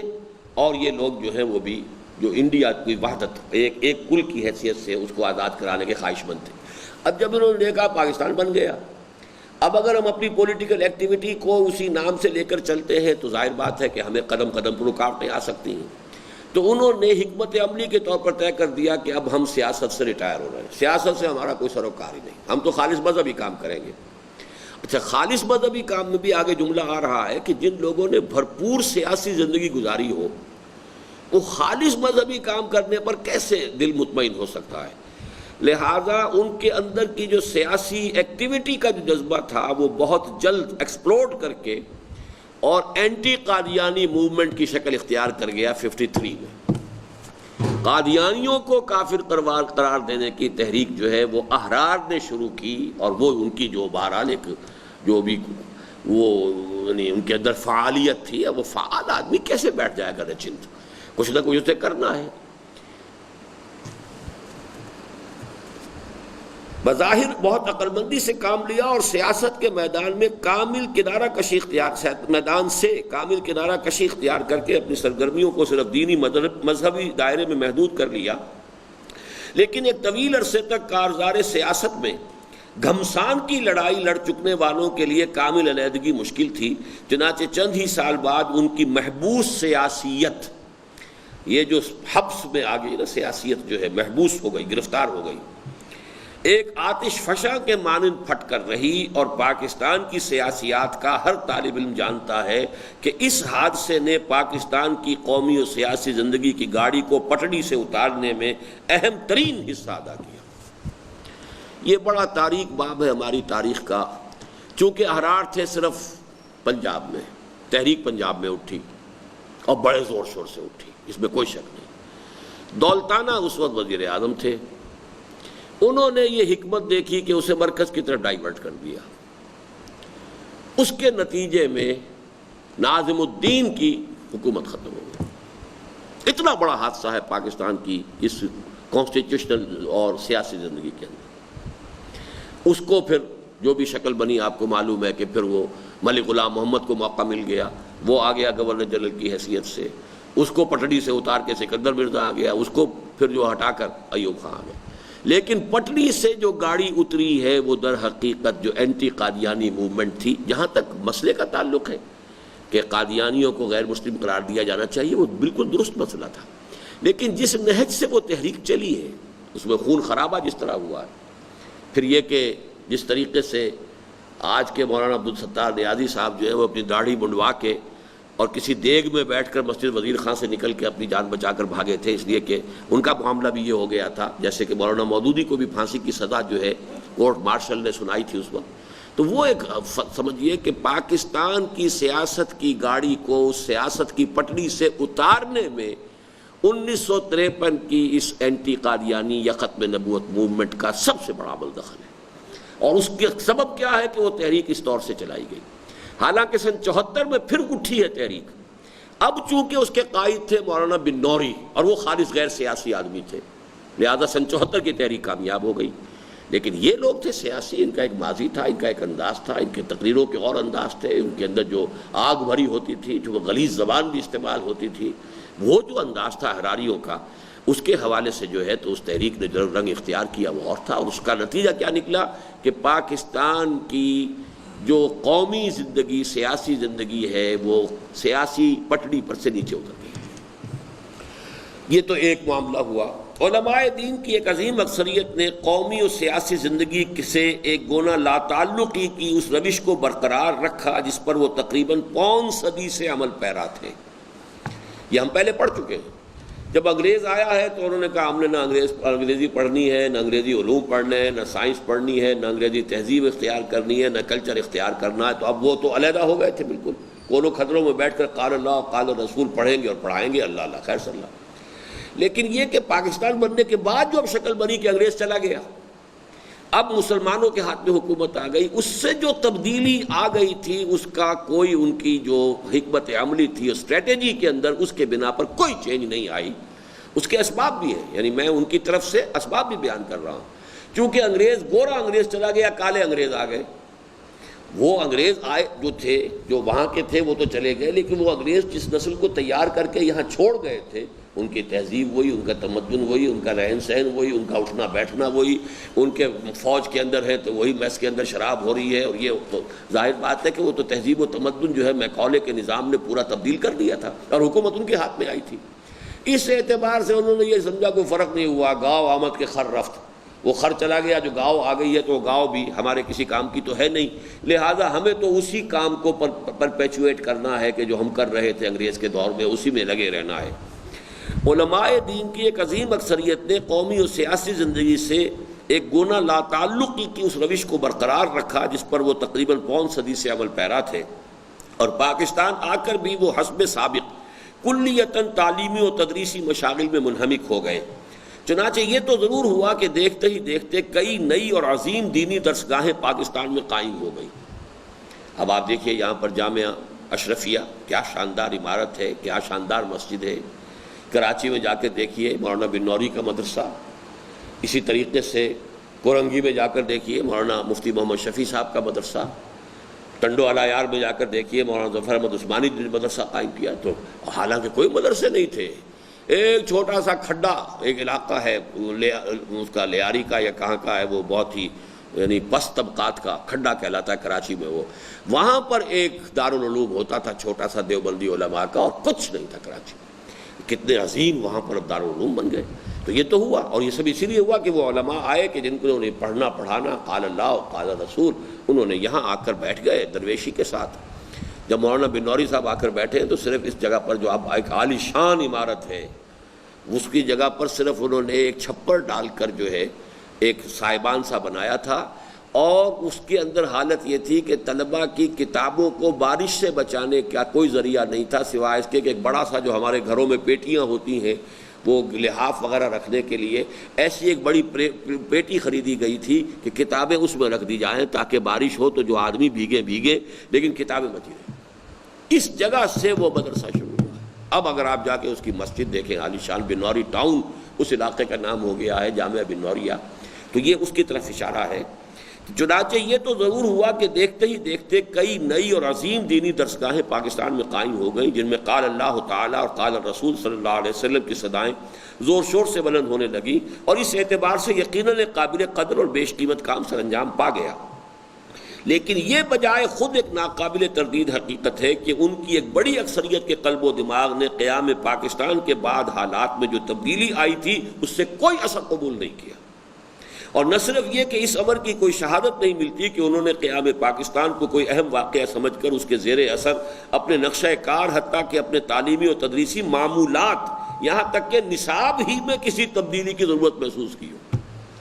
یہ بھی نہیں کہ بھئی کوئی نصاب بدلو، اب یہ نیا مسلمانوں کا ملک بن گیا ہے، اب ہمیں اس کی کیٹر کرنا ہوگا، ضرورتیں ہوں گی۔ آیا وہی نصاب جو چل رہا تھا انگریز کے دور میں وہی ابھی؟ قطعاً کہیں بھی ان کے ہاں کسی طرح کی کوئی فکری حرکت جس کو کہا جائے کہ اس اتنے بڑے واقعے سے کوئی تاثر لے کر اس میں اپنے نصاب ہی میں کوئی تبدیلی کر لیں، اپنے کریکولا ہی کو دوبارہ دیکھ لیں، معمولات کو قطع کفر۔ بلکہ صاف محسوس ہوتا ہے کہ ان کے نزدیک یہ واقعہ کہ حکومت کی باغ ڈور غیر ملکی اور غیر مسلم حکمرانوں کے ہاتھوں سے نکل کر مسلمان قوم کے اپنے ہاتھ میں آ گئی تھی، قطعاً کوئی اہمیت نہ رکھتا تھا، اور وہ اپنے ذہنوں میں نئے مسلمان حکمرانوں کو بالکل اسی مقام پر رکھ کر اپنے سابق طریقہ کار پر عمل پیرا رہے جس پر ان سے پہلے کے حکمران تھے۔ اس موضوع پر حاشیہ پڑھ لیجئے کہ یہ چونکہ میں نے ایک بہت بڑا الزام لگایا ہے علماء پر، تو اس پر سب سے بڑی شہادت شاہدہ شاہد من اہلہا مولانا یوسف بن نوری رحمۃ اللہ علیہ کا ایک مضمون جو ہے میں نے اس کتاب میں آخر میں ضمیمے کے طور پر شامل کیا ہے۔ انہوں نے خود تسلیم کیا اور اس کے اوپر اپنی جو ہے کوتاہی کو، اور یہ میں سمجھتا ہوں کہ بہت ہی ایک یعنی یونیک مثال ہے، بہت غیر معمولی مثال ہے کہ طبقہ علماء کی اتنی بڑی شخصیت نے خود تسلیم کیا کہ ہم سے بڑی کوتاہی ہوئی ہے، وہ اس کتاب میں شامل ہے۔ مولانا محمد یوسف بن نوری کی ایک تحریر جو اس کتاب کے ضمیمے کے طور پر شائع کی جا رہی ہے۔ اب اس کا میں سبب بیان کر رہا ہوں کہ کیوں ہوا، علماء کا یہ طرز عمل کیوں تھا۔ بدقسمتی سے قومی قیادت کے بعض عناصر اور پاکستان کی مختلف سروسز کے اعلیٰ افسروں کی اکثریت نے مغربی طرز فکر اور یورپی طرز بود و باش کو جس طرح اختیار کر لیا تھا، اس کے پیش نظر مذہبی طبقات کا یہ طرز عمل کسی حد تک فطری بھی تھا کہ یہ تو وہی انگریز بیٹھا ہوا ہے وہاں پر، جو کمشنر صاحب بیٹھے ہوئے ہیں یا ڈپٹی کمشنر بیٹھے ہوئے ہیں، وہی ان کا لباس ہے، وہی ان کی وضاقتہ ہے، وہی انہوں نے پڑھا ہے، انہیں اللہ اور رسول کے نام کا پتہ نہیں، الف کا نام بے نہیں جانتے، قرآن وہ پڑھ نہیں سکتے، وہ تو وہی لوگ ہیں۔ تو فرق کیا ہوا؟ چمڑی کا فرق رہ گیا تھا، لارڈ میکالے نے جو کہا تھا اس کے سوا تو کوئی فرق ہے نہیں۔ بہرحال ہوا یہ کہ قومی قیادت اور مذہبی حلقوں میں جو بعد قیام پاکستان سے پہلے تھا وہ اعلیٰ حال ہی قائم رہا، اور اجنبیت اور غیریت کے پردے جوں کہ توں حائل رہے، اور اگرچہ علماء کی ایک بڑی اکثریت نے اپنے آپ کو سیاسی سرگرمیوں سے دور ہی رکھا، لیکن اس مغایرت اور بودھ کی بنا پر بہرحال یہ ہوا کہ عدم اطمینان کی اس کیفیت کی ایک کیفیت ان میں مستقل طور پر موجود رہی، جس سے مختلف سیاسی گروہ وقتاً فوقتاً فائدہ اٹھاتے رہے۔ یعنی علماء کی عظیم اکثریت تو بیٹھے ہیں اپنے، انہیں کوئی سروکار نہیں، نہ سیاست سے نہ اس سے۔ یہ جمعیت علماء اسلام وغیرہ اور جمعیت علماء پاکستان میں جو لوگ ایکٹیو ہیں، یہ کل علماء نہیں ہیں۔ علماء کی بہت بڑی تعداد ایسی ہے کہ جو اس میدان میں آتی نہیں۔ انہوں نے مدرسہ بنایا ہوا ہے، مدرسے میں قال اللہ قال رسول پڑھا رہے ہیں، بیٹھے ہوئے ہیں، لیکن یہ کہ بے چینی اور بے اطمینانی تو ان میں تھی نا۔ اس بے چینی بے اطمینانی کو مختلف قسم کے پولیٹیکل عناصر وقتاً فوقتاً مشتعل کر کے فائدہ اٹھاتے رہے، اس لیے کہ بہرحال وہ ان کی سوچ کے اندر کوئی تبدیلی نہیں آئی تھی۔ رہی جماعت اسلامی جو اس دور میں احیاء اسلام کی سعی و جہد کے لیے سب سے زیادہ صلاحیت اور استعداد کی حامل تھی، تو اس نے پاکستان میں جو طریقہ کار اختیار کیا وہ اس داستان کا المناک ترین باب ہے، اور اس کی بدولت اس کی تمام قوتیں اور توانائیاں ایسے تخریبی راستوں پر پڑ گئیں جن سے نہ صرف یہ کہ ملک و ملت کو شدید نقصان پہنچا، بلکہ خود اسلام کی راہ میں بے شمار رکاوٹیں کھڑی ہو گئیں۔ یہ ہے سب سے زیادہ سیریس جو میرا چارج ہے جماعت اسلامی کی پوسٹ انڈیپینڈنٹ پالیسی پر۔ سن 39-40 میں مولانا مودودی مسلمانان ہند کی قومی جد و جہد سے یہ کہہ کر علیحدہ ہوئے تھے کہ محض نام کے مسلمانوں کی تنظیم سے اسلامی حکومت کسی طرح قائم نہیں ہو سکتی، اس کے لیے لازم ہے کہ پہلے علمی و فکری اور ذہنی و نظری سطح پر اسلامی انقلاب برپا کیا جائے، اور پھر معاشرے میں اخلاقی و عملی تبدیلی اس حد تک پیدا کر دی جائے کہ اس میں کسی جاہلی نظام کا چلنا دشوار ہو جائے۔ حکومت اور ریاست کی سطح پر کسی واقعی اور پائیدار تبدیلی کی توقع اس کے بعد ہی کی جا سکتی ہے، لہذا ہم مسلمانوں کی قومی جد و جہد کا ساتھ دینے میں اپنا وقت ضائع اور اپنی منزل کھوٹی کرنے کو تیار نہیں ہیں، بلکہ اسی فطری طریق پر عمل پیرا ہو کر پہلے علمی و فکری اور اخلاقی و عملی انقلاب برپا کرنے کی سعی کریں گے۔ چنانچہ قومی تحریک سے علیحدہ ہو کر مولانا نے علمی و فکری سطح پر اسلام کی دعوت دینے، اور جو لوگ اسے قبول کر کے اسلام کے اوامر و نواہی کے عملاً پابند ہوتے چلے گئے، انہیں ایک تنظیم میں منسلک کرنے کا کام شروع کر دیا۔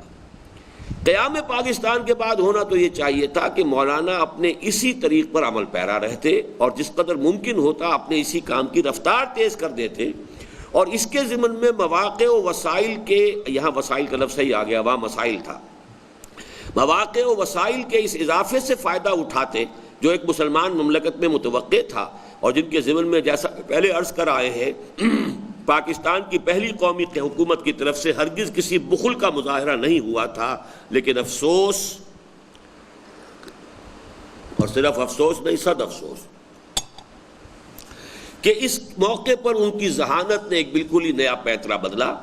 چنانچہ اچانک ان کے دل میں اپنی اس قوم کا درد اٹھا جس کی قومی جد و جہد کے دوران وہ ایک خاموش تماشائی ہی نہیں رہے تھے، بلکہ دور کھڑے طنز و استحصاء کے تیر بھی برساتے رہے تھے، اور انہوں نے قوم کی حالت زار پر رحم کھاتے ہوئے اس کی سرپرستی قبول فرما لی،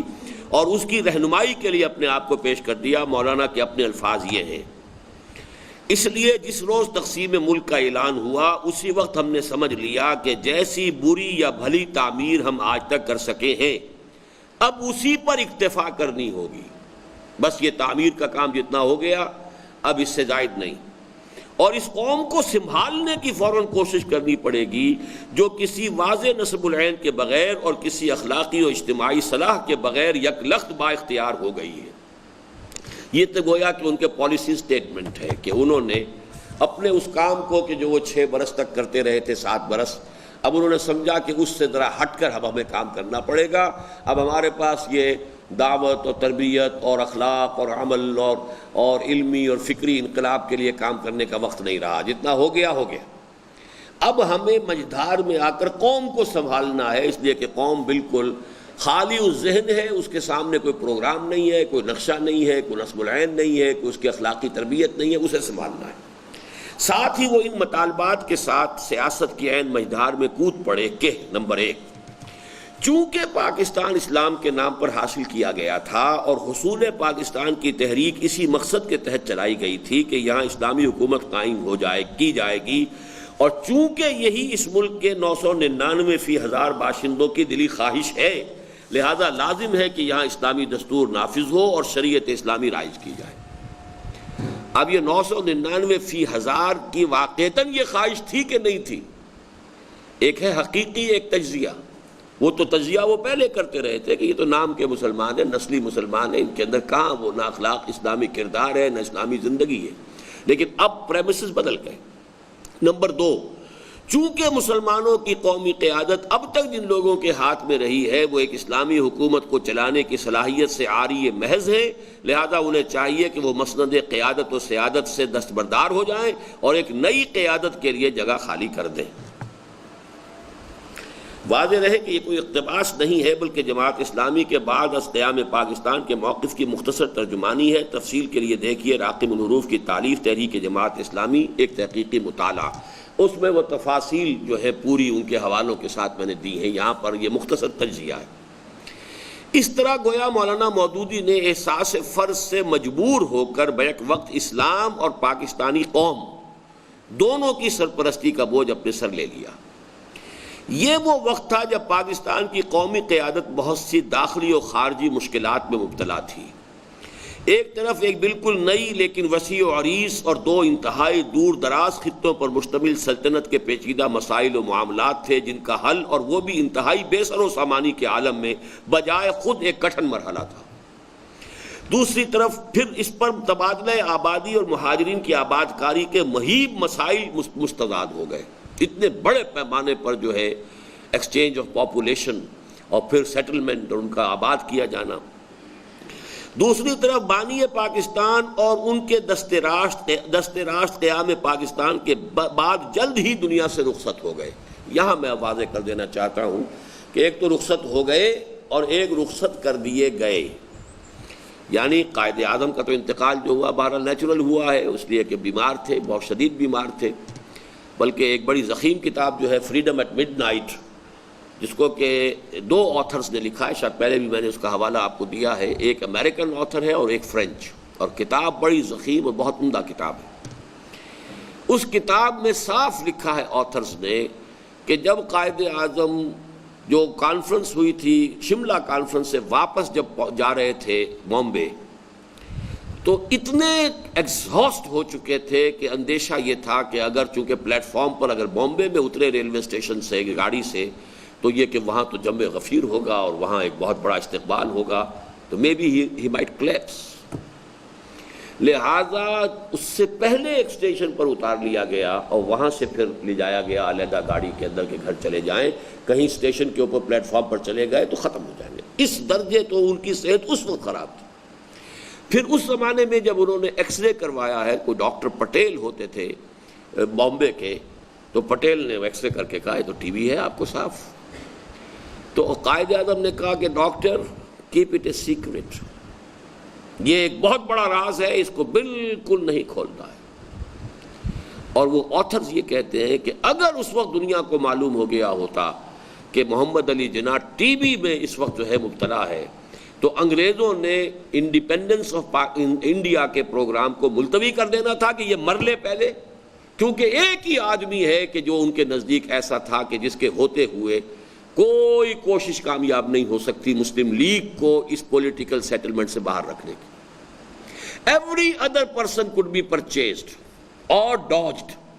ہر دوسرا شخص جو ہے، یہ ان کا ہے، یہ کوئی میری بات نہیں ہے، یعنی یہ اغیار کی بات ہے، اور وہ لوگ کوئی اس طرح سے جو ہے وہ کوئی قائد اعظم کے مرید نہیں ہے۔ کہا کہ ہر شخص سنگل پرسن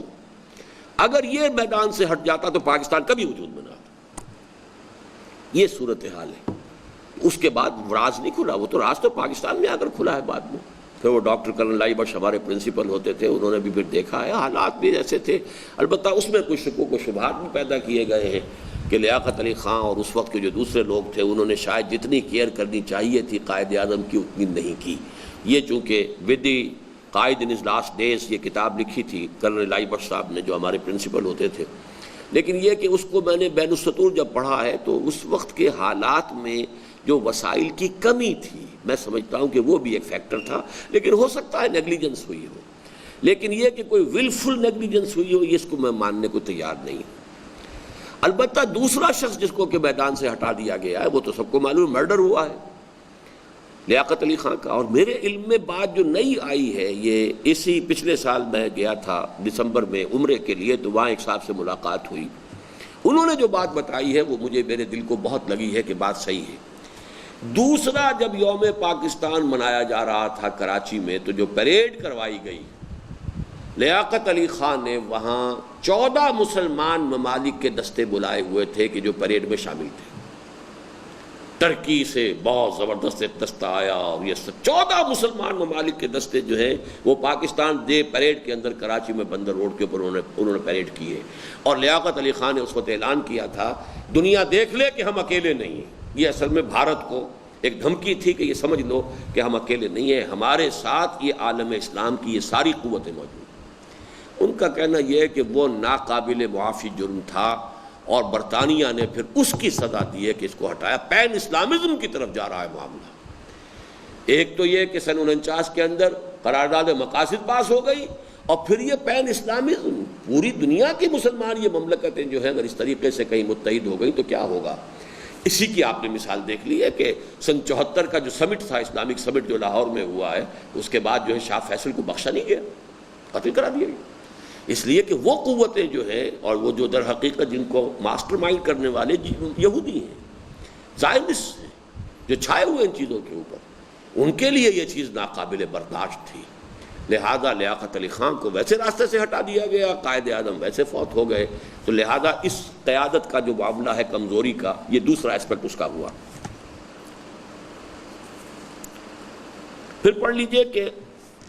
ایک طرف ایک بالکل نئی لیکن وسیع و عریض اور دو انتہائی دور دراز خطوں پر مشتمل سلطنت کے پیچیدہ مسائل و معاملات تھے، جن کا حل اور وہ بھی انتہائی بے سر و سامانی کے عالم میں بجائے خود ایک کٹھن مرحلہ تھا۔ پھر اس پر تبادلہ آبادی اور مہاجرین کی آباد کاری کے محیط مسائل تھے، مستعد ہو گئے۔ دوسری طرف بانی پاکستان اور ان کے دست راست قیام پاکستان کے بعد جلدی دنیا سے رخصت ہو گئے۔ تیسری طرف قومی تحریک میں مخلص، بے نفس اور تربیت یافتہ کارکنوں کی کمی کے اثرات ظاہر ہونے شروع ہوئے، اور قومی کارکنوں کی ایک بڑی اکثریت الاٹمنٹوں کے چکر اور پرمٹوں اور لائسنسوں کے حصول یا قوت اقتدار کی کشمکش میں الجھ کر رہ گئی۔ قومی قیادت کے مخلص عناصر ابھی اس صورتحال سے نبٹنے کی فکر کر ہی رہے تھے کہ مولانا مودودی ایک مختصر لیکن منظم جمعیت کو لے کر میدان میں آ گئے، اور انہوں نے پروپیگنڈے کی ایک مؤثر تکنیک سے ملک بھر میں ایک ہلچل پیدا کر دی، چنانچہ قومی قیادت ایک نئے اور پیچیدہ مسئلے سے دوچار ہو گئی۔ قومی قیادت کے لیے اس مسئلے کی پیچیدگی کا اہم ترین پہلو یہ تھا کہ جس اسلام کے نام پر مولانا مودودی سیاست کے میدان میں اترے تھے، وہ نہ صرف یہ کہ خود ان کا اپنا دین تھا، بلکہ قریبی زمانے میں خود اس نے اسی کے نام پر عوام کے جذبات کو اپیل کیا تھا۔ لہذا مولانا مودودی کے مطالبے کا کوئی براہ راست جواب اس کے لیے ممکن نہیں تھا۔ فرنٹل اٹیک کیسے کریں مولانا مودودی پر؟ وہ تو اسلام کی بات کر رہے ہیں، اور یہ اسلامی کے نام پر واقعتاً گھونٹ لیا گیا تھا۔ لہذا مولانا مودودی کے اس مطالبے کا کوئی انکار کرنا براہ راست وہ تو ممکن نہیں تھا۔ دوسری طرف اسے یہ بھی نظر آ رہا تھا کہ صورتحال ایسی بنا دی گئی ہے کہ اسلام کی جانب کسی قدم کا اٹھانا مولانا مودودی اور جماعت اسلامی کی نئی قیادت کے سامنے پسپائی کے مترادف ہوگا۔ اگر ہم مان لیتے ہیں، اس کا مطلب یہ کہ ایک تحریک جو ہے اس نے بات منوائی ہے، لہذا اس کا کریڈٹ بڑھ گیا، اس کی جو کریڈیبلٹی ہے اس میں اضافہ ہو گیا۔ اس کا ایک بین ثبوت اس وقت مل بھی گیا جب قرارداد مقاصد کو، جو اصلاً خود تحریک مسلم لیگ کے مخلص اور دیندار عناصر خصوصاً مولانا شبیر احمد عثمانی اور مولانا ظفر احمد انصاری وغیرہ ہم کی کوششوں سے منظور ہوئی تھی، جماعت اسلامی نے اپنی فتح مبین قرار دے لیا۔ یعنی اس میں کوئی شک نہیں ہے کہ قرارداد مقاصد کے پاس ہونے میں جماعت اسلامی نے جو مطالبے کی مہم چلائی تھی، اب آپ میں سے اکثر حضرات کا تو کوئی تجربہ نہیں ہوگا، یاد بھی نہیں ہوگا، ہم نے تو اس میں حصہ لیا ہے، جیسے تحریک پاکستان میں حصہ لیا تھا، اس میں بڑھ چڑھ کر لیا ہے، بڑی زبردست مطالبے کی تحریر،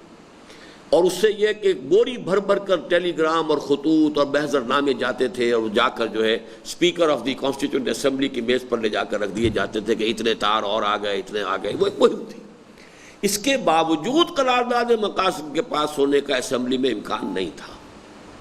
اس لیے کہ وہاں سیکولر عناصر کا پلڑا بھاری تھا۔ قیادت میں نے کہا جو پہلی منسٹری بنی ہے اس میں تو وہ کچھ قوم پرست اور مسلمان مزاج کے لوگ زیادہ تھے، لیکن وہ پوری اسمبلی جو ہے اس میں تو سیکولر عناصر کا غلبہ تھا۔ خود لیاقت علی خان جو ہے وہ اس اعتبار سے سیکولر ذہن کے آدمی تھے، وہ لیت و لال کر رہے تھے اس میں۔ تو مولانا شبیر احمد عثمانی نے پھر بڑبڑا کہا ہے کہ لیاقت اگر یہ قرارداد پاس نہیں ہوتی تو میں ابھی استعفیٰ دے کر جاتا ہوں اور قوم کو بتاتا ہوں کہ مسلم لیگ نے دھوکہ دیا ہمیں۔ اس یوں سمجھیے کہ تھریٹ کے نیچے پھر اور بھی اور لوگ بھی تھے، ان میں ڈاکٹر عمر حیات ملک خاص طور پر بہت انہوں نے ایکٹیو رول پلے کیا تھا، اور لوگ بھی تھے، لیکن مولانا شبیر احمد عثمانی کی آخری یہ تھریٹ جو ہے وہ اس میں فیصلہ کن ثابت ہوئی اور یہ قرارداد مقاصد پاس ہوئی۔ لیکن اب اس کو جماعت نے بنا لیا اپنی فتح کہ ہمارا مطالبہ منظور ہو گیا، ہم کامیاب ہو گئے۔ اس سے گویا کہ اب وہ قیادت، جیسا کہ اس زمانے میں کہا بھی تھا ایک مرتبہ لیاقت علی خان نے، مولانا مودودی پاکستان کے امیر المومنین بننا چاہتے ہیں، ہم کہتے ہیں بھائی پہلے پاکستان کو مستحکم ہو لینے دو، پھر جس کو جو بننا ہو بن لینا۔ یہ لیاقت علی خان کا فقرہ تھا، ایک تقریر میں انہوں نے کراچی میں کہا۔ تو اب ان کو یہ اندیشہ ہو رہا تھا کہ یہ تو ایک قیادت کی تبدیلی کی شکل ہو رہی ہے، لہذا قومی قیادت نے کچھ لیت و لال سے کام لینا شروع کیا، کچھ مولانا مودودی اور جماعت اسلامی پر ہیر پھیر کے راستوں سے حملے شروع کیے۔ یہ تو پاکستان کے مخالف تھے، یہ تو فلاں تھا، جو اس سے پہلے نہیں کیا تھا، لیکن جب ایک پولیٹیکل ایک فورس کی حیثیت سے سامنے آئے تو اب انہوں نے پرانے جو ہیں وہ باب کھولنے شروع کیے اور یہ بخی ادھیڑنے شروع کیے، اور کبھی کبھی اسلامی دستور و قانون کے نفاذ کے مطالبے کی براہ راست مخالفت بھی کی۔ جیسے کہ ایک بروہی صاحب نے کہا تھا میں 1000 روپیہ انعام دوں گا اگر کوئی ثابت کر دے قرآن میں کوئی دستور ہے۔ پھر اس اسلامی دستور کی مخالفت میں سب سے زیادہ نمایاں ہو کر سب سے پہلے آئے تھے ڈاکٹر اشتیاق حسین قریشی، حالانکہ خود بڑے سچے قوم پرست مسلمان اور نمازی مسلمان، لیکن اب معاملہ ہو گیا دو جماعتوں کی پالیٹکس کا۔ ایک جماعت ایک اسلام کو ایک مسئلے کے طور پر ابھار کر اپنے سیاسی اقتدار کا ذریعہ بنا رہی ہے ان کے خیال کے مطابق، لہذا اپنی پارٹی کو پروٹیکٹ کرنا اور اس کا دفاع کرنا ان پر لازم تھا، لہذا اشتیاق حسین قریشی صاحب آ رہے ہیں۔ اس معاملے میں پاکستان کی سیاست میں جو عجیب الجھاؤ پیدا ہو گیا تھا اس کا کسی قدر اندازہ اس سے کیا جا سکتا ہے کہ قومی قیادت کی جانب سے اول جو لوگ مولانا مودودی اور جماعت اسلامی کے خلاف دلائل و براہین کے ہتھیار لے کر میدان میں اترے وہ ڈاکٹر اشتیاق حسین قریشی اور ڈاکٹر محمود حسین جیسے پابند صوم و صلاۃ اور دینی درد اور مذہبی جذبہ رکھنے والے لوگ تھے۔ بعد میں اس صف میں ایک اہم اضافہ مصر ایک کی بروہی کا ہوا، جنہوں نے اس شخص کو انعام دینے کا اعلان کیا جو ثابت کر دے کہ قرآن مجید میں کسی دستور ملکی کا خاکہ موجود ہے۔ گویا جن لوگوں کے ہاتھوں کو مضبوط کرنے میں ملک و ملت اور دین و مذہب دونوں کی بھلائی تھی، غلط حکمت عملی کی بنا پر انہی کو دشمنوں کی صف میں لا کھڑا کیا گیا اور اسلام کو سیاسی میدان کا ایک مسئلہ بنا کر اسے اپنے بہترین بہی خواہوں کی سرپرستی سے محروم کر دیا گیا۔ کاش کہ مولانا مودودی سمجھ سکتے کہ انہوں نے اس طریقہ کار کو اختیار کر کے اسلام کی راہ میں کیسے کانٹے بو دیے تھے۔ مذہبی سیاست کے اس میدان میں اولاً مولانا مودودی نے تنہا اپنے اور اپنی جمعیت کے زور بازو کے بل پر چلنے کی کوشش کی، لیکن جلد ہی انہوں نے یہ محسوس کر لیا کہ دوسرے دینی حلقوں کے مدد اور تعاون کے بغیر کامیابی مشکل ہے۔ چنانچہ انہوں نے وقتاً فوقتاً علماء دین کا اشتراک و تعاون حاصل کرنا شروع کیا اور رفتہ رفتہ کبھی انہیں اپنے پیچھے لگا کر اور کبھی حالات کا رخ دیکھتے ہوئے ان کے پیچھے لگ کر، جیسا کہ اینٹی قادیانی تحریک کے زمانے میں ہوا، ایک دینی کیمپ کا تصور پیدا کیا۔ یعنی یہ تصور پیدا کیا کہ یہاں ایک کیمپ ہے کہ جو مخالف اسلام ہے، دشمن اسلام ہے، اور ایک ہے دیندار اور دینی کیمپ، اور دینی کیمپ میں جماعت اسلامی ہے اور علماء ہیں اور مذہبی طبقات ہیں۔ اب اس میں ظاہر بات ہے کہ کبھی تو وہ انہیں اپنے پیچھے لگاتے تھے، یعنی مطالبہ دستور اسلامی میں تو سب لوگوں کو ان کے پیچھے لگنا پڑا، انہوں نے اس میں پہل کی، لیکن اینٹی قادیانی تحریک جو احراریوں نے چلائی اس میں ان کو ان کے پیچھے چلنا پڑا۔ اور اس کا پھر بہت ہی جو دردناک معاملہ ہوا وہ یہ ہے کہ مجلس عمل میں یہ شامل ہوئے، لیکن اس کے بعد جب راست اقدام کا فیصلہ ہوا ہے تو جماعت اسلامی کا اور مولانا مودودی کا موقف یہ کہ ہم نے علیحدگی اختیار کر لی تھی، ہم پھر اس راست اقدام میں شامل نہیں تھے۔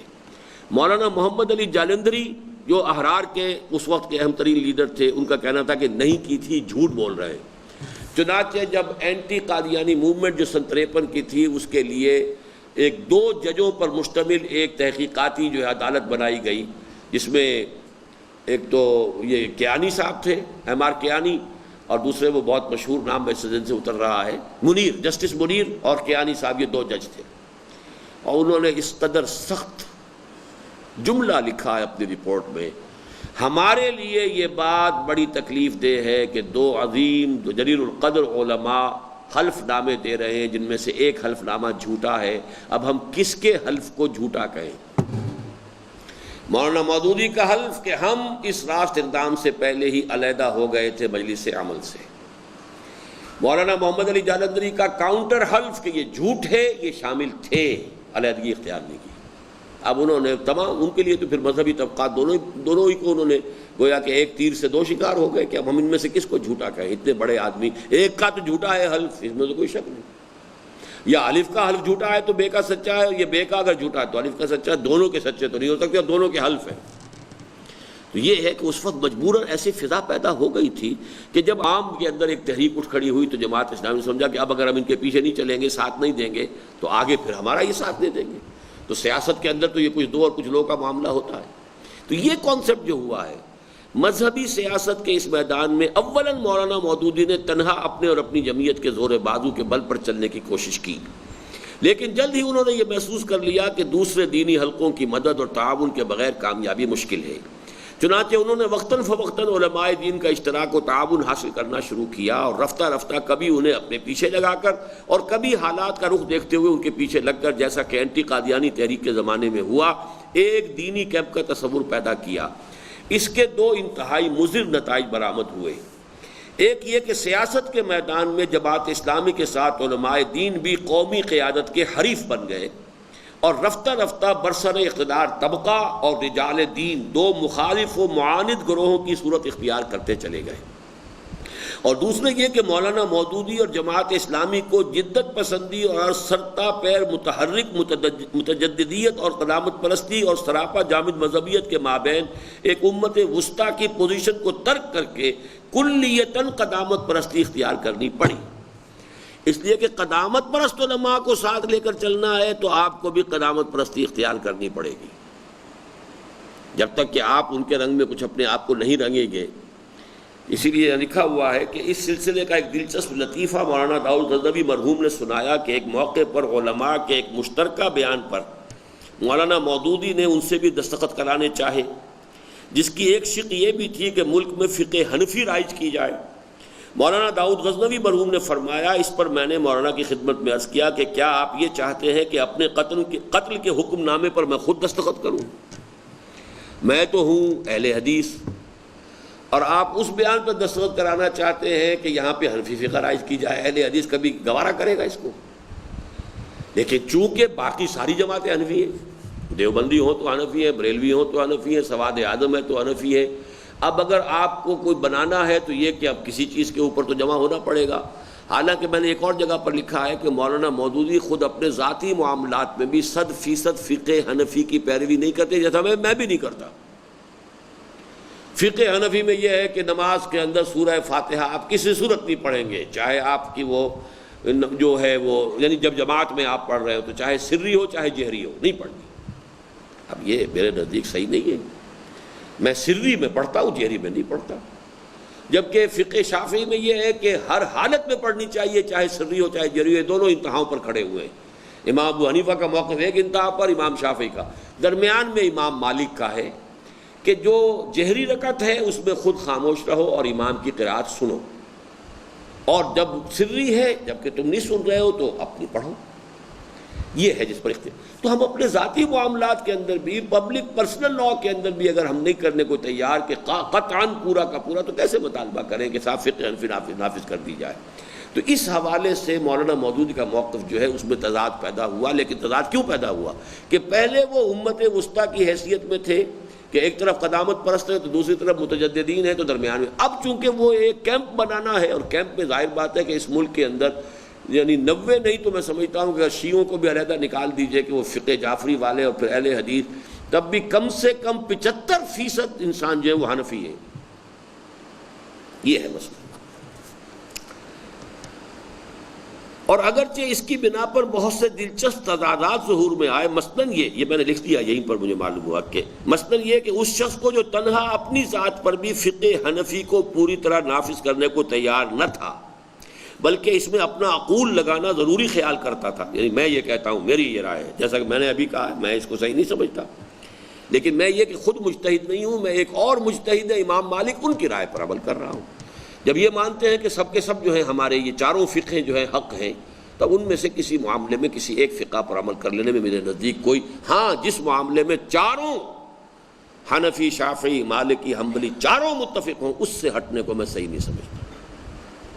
یہ پھر اہل حدیث کا مجھ سے اختلاف یا میرا اہل حدیث سے اختلاف ہے کہ جہاں یہ چاروں جمع ہو جائیں وہاں میں ان سے نہیں ہٹوں گا۔ البتہ جہاں چاروں میں اختلاف ہے اس میں پک اینڈ چوز کرنے کا، ترجیح دینے کا میں اختیار اپنے لیے سمجھتا ہوں۔ اور اگرچہ اس کی بنا پر بہت سے دلچسپ تضادات ظہور میں آئے، مثلاً یہ کہ اس شخص کو جو تنہا اپنی ذات پر بھی فقہ حنفی کو پوری طرح نافذ کرنے کو تیار نہ تھا، بلکہ اس میں اپنا عقول لگانا ضروری خیال کرتا تھا، یہ موقف اختیار کرنا پڑا کہ 10-11 کروڑ افراد کی ایک پوری قوم پر صدیوں پیشتر کی مرتب شدہ فقہ حنفی، یعنی یہ کہ فتاوائے عالمگیری لا کر نافذ کر دیے جائیں، 300 برس قبل کے مرتب کردہ فتاوا۔ ایک تو یہ ہے کہ فقہ حنفی جن اصولوں پر بنا ہے اس کے مطابق اجتہاد کرتے ہوئے نئے قوانین بنائے جائیں، یہ بھی نہیں، اس لیے کہ آپ کے جو آرتھوڈاکس علماء ہیں وہ تو اس کے بھی قائل نہیں ہیں، وہ تو کہتے ہیں ٹھیک وہی فقہ حنفی جو کی تو جو ہدایہ میں لکھی ہوئی ہے یا وہ جو ہے فتاوائے عالمگیری کے اندر لکھی ہوئی ہے، بس اس کو نافذ کر دو۔ 10-11 کروڑ افراد کی ایک پوری قوم پر صدیوں پیشتر کی مرتب شدہ فقہ حنفی کو جو کہ تو نافذ کر دیا جائے، لیکن مولانا پر جلد از جلد مسند حکومت پر پہنچ کر قوم اور مذہب دونوں کو سنبھالنے کا جو خبت سوار ہو گیا تھا، اس کے پیش نظر یہ قربانیاں بہرحال بہت حقیر تھیں، ہم نے کیا کیا نہ کیا دیدہ و دل کی خاطر۔ اب یہ بہت چھوٹا سا ہے، اس کو آپ میرا خیال ہے پڑھ ہی لیتے ہیں۔ باب صوم، سیاسی افراتفری سے ایوبی آمریت تک، جماعت اسلامی کا رقیبانہ کردار اور علماء کا معاندانہ طرز عمل۔ اب یہ دو الفاظ علیحدہ ہو گئے، علماء سے مراد میں ان کو لے رہا ہوں کہ جو سیاست میں تھے ہی نہیں، وہ تو پھر معاندانہ تو ہے، رقیب تو نہیں ہے نا، رقیب تو وہ ہوتا ہے کہ جو ایک ہی محبوب کے طالب ہوں تو وہ رقیب ہیں۔ اب وہ جو بھی لیلہ اقتدار تھی یا جو بھی حکومت تھی، چونکہ جماعت اسلامی اب آ گئی ہے ایک پولیٹیکل پارٹی کی حیثیت سے، تو وہ اس کی حیثیت تو رقیب کی ہے، لیکن باقی علماء کی مین باڈی جو ہے ان کا معاندانہ کردار۔ جیسا کہ اس سے قبل عرض کیا جا چکا ہے، پاکستان کی قومی قیادت پر عالم نزا تو قیام پاکستان کے فوراً بعد ہی طاری ہو گیا تھا، اور وہ خود اپنے داخلی انتشار کے بنا پر جو بیک وقت نظریاتی بھی تھا اور اخلاقی بھی ادموئی ہو چکی تھی۔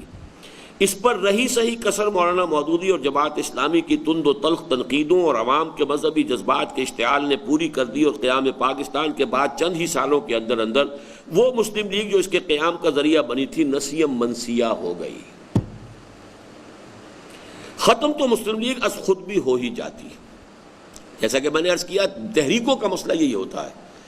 ایک ہوتی ہے جماعت،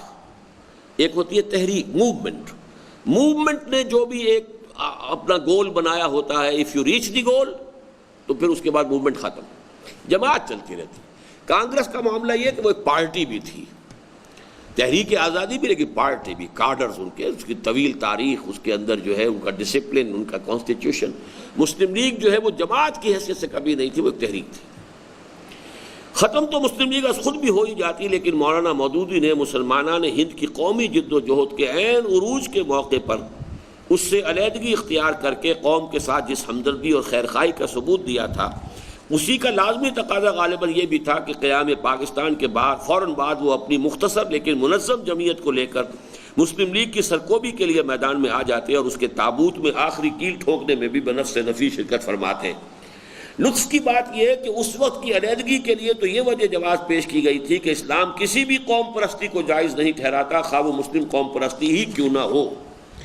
لیکن بعد از تقسیم لیگ دشمنی اور قیادت کشی کے لیے خود بے تکلف مسلم قوم پرستی کا لبادہ اوڑھ لیا گیا، اور نظریہ پاکستان کے سب سے بڑے علمبردار اور پاکستانی قوم کے سب سے بڑے وکیل بن کر قومی قیادت کا محاسبہ شروع کر دیا گیا۔ اب یہاں بھی تفاصیل جو ہے میری اس کتاب میں ہے، تحریک جماعت اسلامی تحقیقی مطالعہ۔ مولانا کی ذہانت نے یہ اندازہ تو ٹھیک ہی کیا تھا کہ مسلم لیگ کی دم توڑتی ہوئی قیادت پر کاری ضرب لگانے کا یہ بہترین موقع ہے، لیکن آئندہ کے بارے میں جو توقعات انہوں نے قائم کی تھیں وہ نرے سہانے خواب ثابت ہوئیں، اور قومی قیادت کے میدان سے ہٹنے پر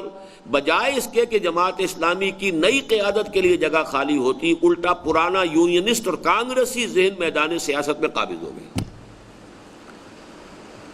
پہلی بات تو یہ سمجھیے کہ اس ملک کا جو پولیٹیکل اور جو معاشی ڈھانچہ تھا اس میں فیوڈلز، جب مسلم لیگ کمزور ہوئی تو پولیٹیکل خلا پیدا ہوا تو ساری طاقت فیوڈلز کے پاس چلی گئی۔ وہ خلا تو ہو گیا پیدا، مسلم لیگ سے تو خلا ہو گیا، لیکن یہ کہ سسٹم کے اندر وہاں پہ فیوڈل موجود تھے، برادریاں موجود تھیں۔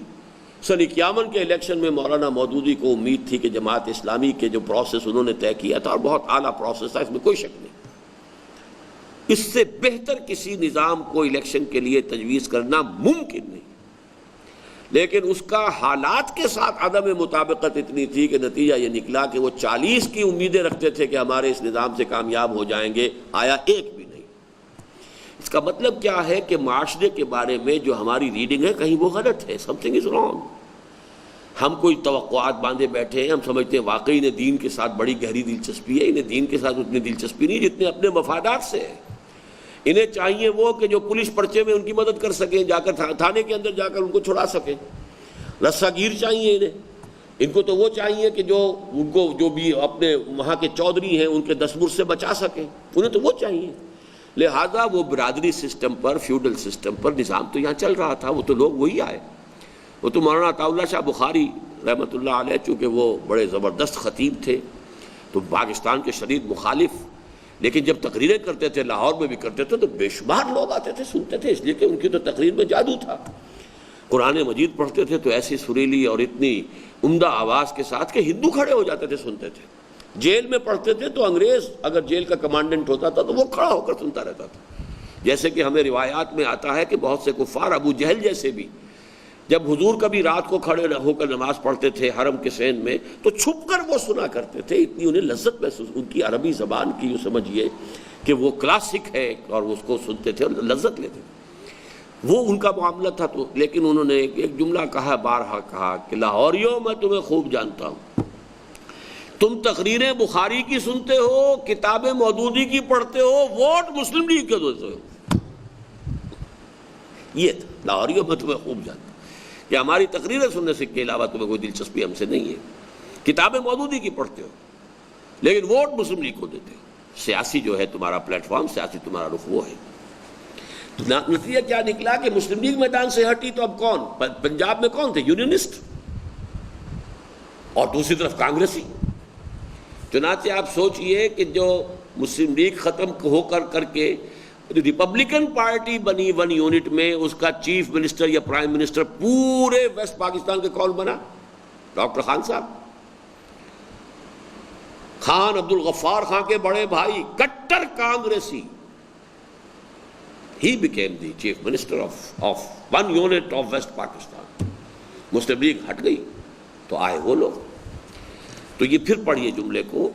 ان چیزوں کا صحیح فہم ضروری ہے۔ یہ ہوا کیا ہے، حادثہ کیوں ہوا ہے، کیا غلطیاں ہوئی ہیں، ان کو سمجھنا اس لیے نہیں کہ ہمیں خدا نہ خواستہ کسی کی بے عزتی کرنی ہے، توہین کرنی ہے، لیکن ان چیزوں کو ہم نہیں سمجھیں گے تو آگے کے لیے صحیح جو ہے لاہ عمل اختیار کرنا ممکن نہیں ہوتا۔ مولانا کی ذہانت نے یہ اندازہ تو ٹھیک ہی کیا تھا کہ مسلم لیگ کی دم توڑتی ہوئی قیادت پر کاری ضرب لگانے کا یہ بہترین موقع تھا، لیکن آئندہ کے بارے میں جو توقعات انہوں نے قائم کی تھی وہ نرے سہانے خواب ثابت ہوئی، اور قومی قیادت کے میدان سے ہٹنے پر بجائے اس کے کہ جماعت اسلامی کی نئی قیادت کے لیے جگہ خالی ہوتی، الٹا پرانا یونینسٹ اور کانگریسی ذہن میدان سیاست پر قابض ہو گیا، اور اس نظریہ پاکستان ہی کی جڑیں کھدنی شروع ہو گئیں جس پر بعد از تقسیم خود مولانا مودودی اور جماعت اسلامی نے سیاسی موقف کی بنیاد رکھتی تھی۔ اب سیاسی موقف تو یہی تھا کہ پاکستان اسلام کے لیے بنا، لہذا اسلام لاؤ۔ اب اس نظریہ پاکستانی کی جڑیں کھدنی شروع ہو گئی۔ دوسری طرف تحریک مسلم لیگ نے وقتی طور پر قومی و ملی احساسات کا جو تھوڑا بہت رنگ عوامی طرز فکر پر چڑھا دیا تھا،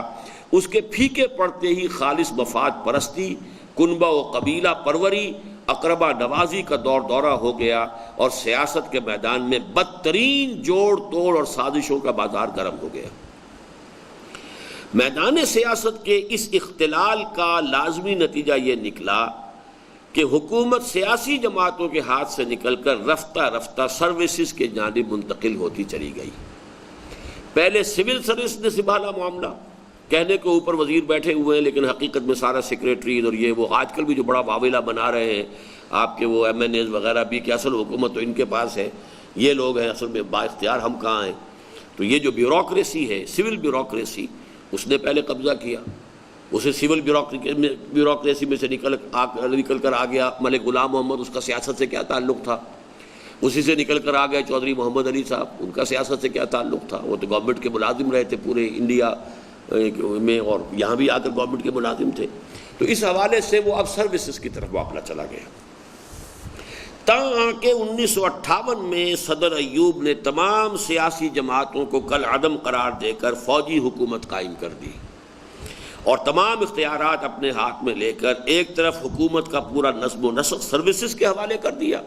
یعنی یہ عقل مندی اس نے کی تھی کہ مارشل لا کو زیادہ دیر نہیں رکھا۔ یہ جو غلطی بہت بڑی کی ہے، بہت بڑا بلنڈر کیا ہے ضیاء الحق صاحب نے، وہ ایوب خان نے نہیں کیا۔ ایوب خان میں سمجھتا ہوں کہ یعنی ایک پیٹریوٹک ایک شخصیت تھی، اس کے اندر قوم کے ساتھ، ملک کے ساتھ جو بھی اس کی اپنی فہم، اپنی سمجھ کا معاملہ ہے، اس کے مطابق جو ہے اس کے خلوص میں شک نہیں ہے۔ پھر اس کے زمانے میں جتنی ڈیولپمنٹ ہوئی ہے، جتنی انڈسٹریلائزیشن ہوئی ہے، جس قدر تیزی کے ساتھ ملک نے ترقی کی، وہ بھی اپنی جگہ پر حقائق ہیں جنہیں ماننا چاہیے۔ لیکن یہ کہ اس نے حکومت لے کر تھوڑے عرصے کے لیے مارشل لا رکھا، سروسز کے حوالے، سول سروسز کے حوالے کر دیا۔ ایک طرف نظم و نسق سروسز کے حوالے کر دیا اور دوسری طرف بنیادی جمہوریت کے نظام کے ذریعے سیاسی حقوق اور اختیارات کو تدریجاً عوام کے جانب منتقل کرنے کا وہی سلسلہ اثر نو شروع کیا جس پر تقریباً نصف صدی قبل غیر ملکی حکمران عمل پیرا ہوئے تھے۔ یعنی یوں سمجھیے کہ انگریزوں نے بھی سب سے پہلے کیا بنائے تھے؟ میونسپل کمیٹیز بنا دی۔ چلو بھائی، ہندوستانی کچھ لوگ جو ہے اپنے شہروں کے کام میں اس میں تو دھندوں کے اندر لگے نا کہ اپنی گلیوں کی صفائی تو ہونی چاہیے، اپنی سڑکوں پر لائٹ وائٹ جو ہے وہ ہونی چاہیے، اتنا تو حکومت کرنے کی صلاحیت ان میں ہے۔ لوکل باڈیز کے حوالے سے پھر اس کے بعد سن 35 میں ایکٹ پاس کیا اور صوبائی حکومتیں جو ہیں بنائی گئیں کہ چلو اس لیول پر۔ تو گویا کہ اب دوبارہ بیسک ڈیموکریسیز کے ذریعے سے قوم کو پھر وہیں لا کر کہ جیسے کہ تربیت اس وقت شروع ہوئی تھی سیاسی، تو اب صدر ایوب صاحب نے بیسک ڈیموکریسیز کے حوالے سے پھر اثر نو اسی سیاسی عمل کو شروع کیا۔ گویا پاکستان کی عوامی سیاست ایک دم واپس نصف صدی قبل کے مقام پر پہنچ گئی۔ ملی اور قومی نقطہ نگاہ سے یہ صورتحال یقیناً نہایت تشویشناک اور پریشان کن ہے، اور ہر مخلص اور محب وطن پاکستانی کو لازماً اس پر سخت مضطرب اور غمگین ہونا چاہیے، لیکن اس حقیقت کو ہر آن پیش نظر رہنا چاہیے کہ اس کا اصل سبب قوم میں سیاسی شعور کی خطرناک حد تک کمی اور ملی و قومی احساسات کا خوفناک حد تک فقدان ہے۔ چونکہ قوم ہماری جو ہے یوں سمجھیے کہ ریٹارڈڈ ہے سیاسی اعتبار سے، قوم میں شعور کی کمی ہے، اس کا سبب ہے، اصل سبب وہ ہے۔ کسی ایک یا چند افراد کے سر اس پوری صورتحال کی ذمہ داری تھوپ دینا یا سیاسی بے بصیرتی کا شاہکار ہے یا علمی خیانت کا۔ ساتھ ہی یہ موٹی سی بات بھی ہر مخلص پاکستانی کو اچھی طرح سمجھ لینی چاہیے کہ اس کا علاج نہ صدارتی اور پارلیمانی جمہوریت یا بلا واسطہ یا بالواسطہ انتخابات کے مسئلوں پر وقتی ہنگامے اٹھانے سے ہو سکتا ہے، نہ مینڈکوں کی پسیری کی طرح کے بالکل انمل بے جوڑ متحدہ محاذوں کے قیام سے۔ اس صورتحال کی اصلاح کی صرف ایک صورت ہے، اور وہ یہ کہ بالکل فطری طور پر عوام میں سے کوئی سیاسی جماعت ایسی اٹھے جو مسلسل محنت و مشقت اور پہم جد و جہد کے ذریعے ایک طرف ان میں سیاسی شعور اور اپنے بھلے برے کی حقیقی پہچان پیدا کر دے، اور دوسری طرف ایک بڑی تعداد میں ایسے قومی کارکنوں کو تربیت دے کر تیار کرے جو ہر طرح کے مفادات سے صرف نظر کر کے خالص اصولوں کے لیے کام کر سکیں اور اپنے مقصد اور نصب العین کے ساتھ مخلصانہ تعلق اور قوم کی بہتری اور بھلائی کے لیے انتھک محنت و مشقت و اثار و قربانی کی صلاحیت رکھتے ہوں۔ اب اس میں آپ کو دو مثالیں دوں گا۔ ایک تو میں جس زمانے میں کراچی میں تھا تو ایک حقیقت کو میں اس طرح بیان کیا کرتا ہوں، یہ بات ہے 58-59 کی میں آپ سے بات کر رہا ہوں، کہ اگر لانڈھی میں جو کارخانے تھے اس کے مزدوروں کی فرض کیجئے کہ ڈیلی دہاڑی اس وقت کتنی ہوتی ہوگی، 4 روپے ہوگی، اس میں سے 2 آنے اگر کم کرنے کا اعلان کیا جائے کہ کل سے آپ کو 3 روپے 14 آنے ملیں گے، اتنا بڑا ایجیٹیشن ہوگا، 70-80 مزدور جو ہیں ان کی لاشیں آپ کو بڑی نظر آ جائیں گی۔ لیکن اس ملک کی پوری سیاسی بساط الٹ کر ایک آمر آ گیا اور کوئی رد عمل نہیں، 2 آنے کے لیے ایجیٹیشن ہو جائے گا، 2 آنے کم کر دیجئے ویجز کے اندر اور پھر دیکھیے کیا خون خرابہ ہوگا۔ لیکن پورے ملک کے اندر سیاسی بساط الٹ کر رکھ دی گئی اور کوئی رد عمل، لوگوں نے ہار پہنائے اور لوگوں نے بڑی خوشیاں منائی، تالیاں پیٹی، گویا کہ انہیں کوئی احساس ہی نہیں تھا کہ قوم کا کوئی سیاسی حقوق کے نام کی بھی کوئی شے ہے جو آج ہم سے چھین لی گئی۔ اس کے برعکس یہ مجھے واقعہ سنایا تھا، میرے ایک بزرگ ہوتے تھے، وہ جماعت اسلامی میں بھی تھے، ایک ہی زمانے میں ہم علیحدہ ہوئے، سردار اجمل خان لغاری فوت ہو چکے ہیں رحمہ اللہ۔ ان کے بڑے بھائی غالباً وہ ابھی زندہ ہیں، سردار رحیم خان لغاری، اور ان سے کافی بڑے عمر میں، وہ آئی جی ہوتے تھے ریاست بھاولپور کے، انسپیکٹر جنرل آف پولیس، جبکہ ابھی ریاستیں ختم نہیں ہوئی تھی، اس زمانے کی بات ہے۔ یہ ڈیسائی جو بعد میں پرائم منسٹر بھی ہوا انڈیا کا، یہ اس وقت کسی سلسلے میں وہ آیا ہے پاکستان میں، لاہور سے داخل ہوا ہے اور کراچی تک اس نے بائی ٹرین سفر کیا ہے، اور کراچی سے کہیں اور اسے جانا تھا، کوئی ایسا سفر ہوا ہے۔ تو اب اتنا وی آئی پی چونکہ ایک مسافر سفر کر رہا تھا، تو ہر رینج کے جو پولیس کے ذمہ دار لوگ تھے ان کے ذمے تھی اس کی لک آفٹر کرنا، اس کی حفاظت، اس کی سیکیورٹی۔ تو سردار رحیم خان نے بتایا کہ مجھے موقع مل گیا، میں اس کے ساتھ سفر کر رہا تھا ایئر کنڈیشن کے اس میں کوپے میں، تو میں نے وہاں تنہائی تھی، کوئی اور نہیں تھا، تو میں نے پوچھ لیا کہ کیا وجہ ہے کہ ہمارے ہاں تو فوج نے مارشل لا لگا دیا اور بات ہو گئی، یہ آپ کے ہاں آج تک نہیں ایسا ہو سکا، کسی نے سوچا نہیں؟ اس نے جواب جو دیا، مجھے رحیم خان نے بتایا کہ انہیں خوب معلوم ہے ہماری فوج کو کہ اگر کبھی کسی نے یہ حرکت کی تو سینکڑوں لاشیں زمین پر پڑی ہوں گی، جن میں سب سے پہلے ڈیسائی کی لاش ہوگی۔ اب یہ احساس کہ فوج کو یہ احساس ہو، کہ قوم کے اندر یہ احساس ہے کہ فوج کا یہ کام نہیں، ہمارے نوکر ہے، ہم ٹیکس دیتے ہیں، وہ ٹیکسوں سے تنخواہ لیتے ہیں، اصل حقوق جو ہے اس ملک کے اندر وہ تو ملک کے لوگوں کے ہیں، لیکن یہ کہ ہمارے ہاں تو صرف سے احساس ہی نہیں تھا۔ اس حوالے سے جس کو ہم کہتے ہیں ڈوارفزم کہہ لیں، اسے ریٹارڈڈ کہہ لیں، وہ اس طرح کا ہمارا جو سیاسی شعور تھا، اس لیے کہ یہ علاقہ خاص طور پر جو ہے وہ سیاسی اعتبار سے نہایت پسماندہ علاقہ تھا، سرحد کے لوگوں میں سیاسی سوجھ بوجھ بہت زیادہ تھی، عوامی خدمتگار تحریک تھی اور یہ تھی، اور ان کے اندر وہ چاہے کوئی بہت بڑا خان ہے اور چاہے کوئی اس کا مزارع ہے، لیکن بیٹھے ہوں گے تو برابر ہوتے ہیں۔ یہاں پنجاب کی طرح نہیں ہے کہ یہ کمی کاری جو ہے یہ چارپائی پہ پاس نہیں آ سکتا، اور کپڑے بھی تقریباً ان کے ایک ہی جیسے کپڑے کے ہوں گے، یہ نہیں ہوگا کہ نظر آئے گا کہ یہ تو بہت بڑا خان ہے اور یہ کوئی بہت ہی غریب انسان ہے، ان کے اندر جو ہے وہ یہ شعور جو ہے بہت کافی ہے۔ پنجاب کا حال اس معاملے میں سب سے خراب رہا۔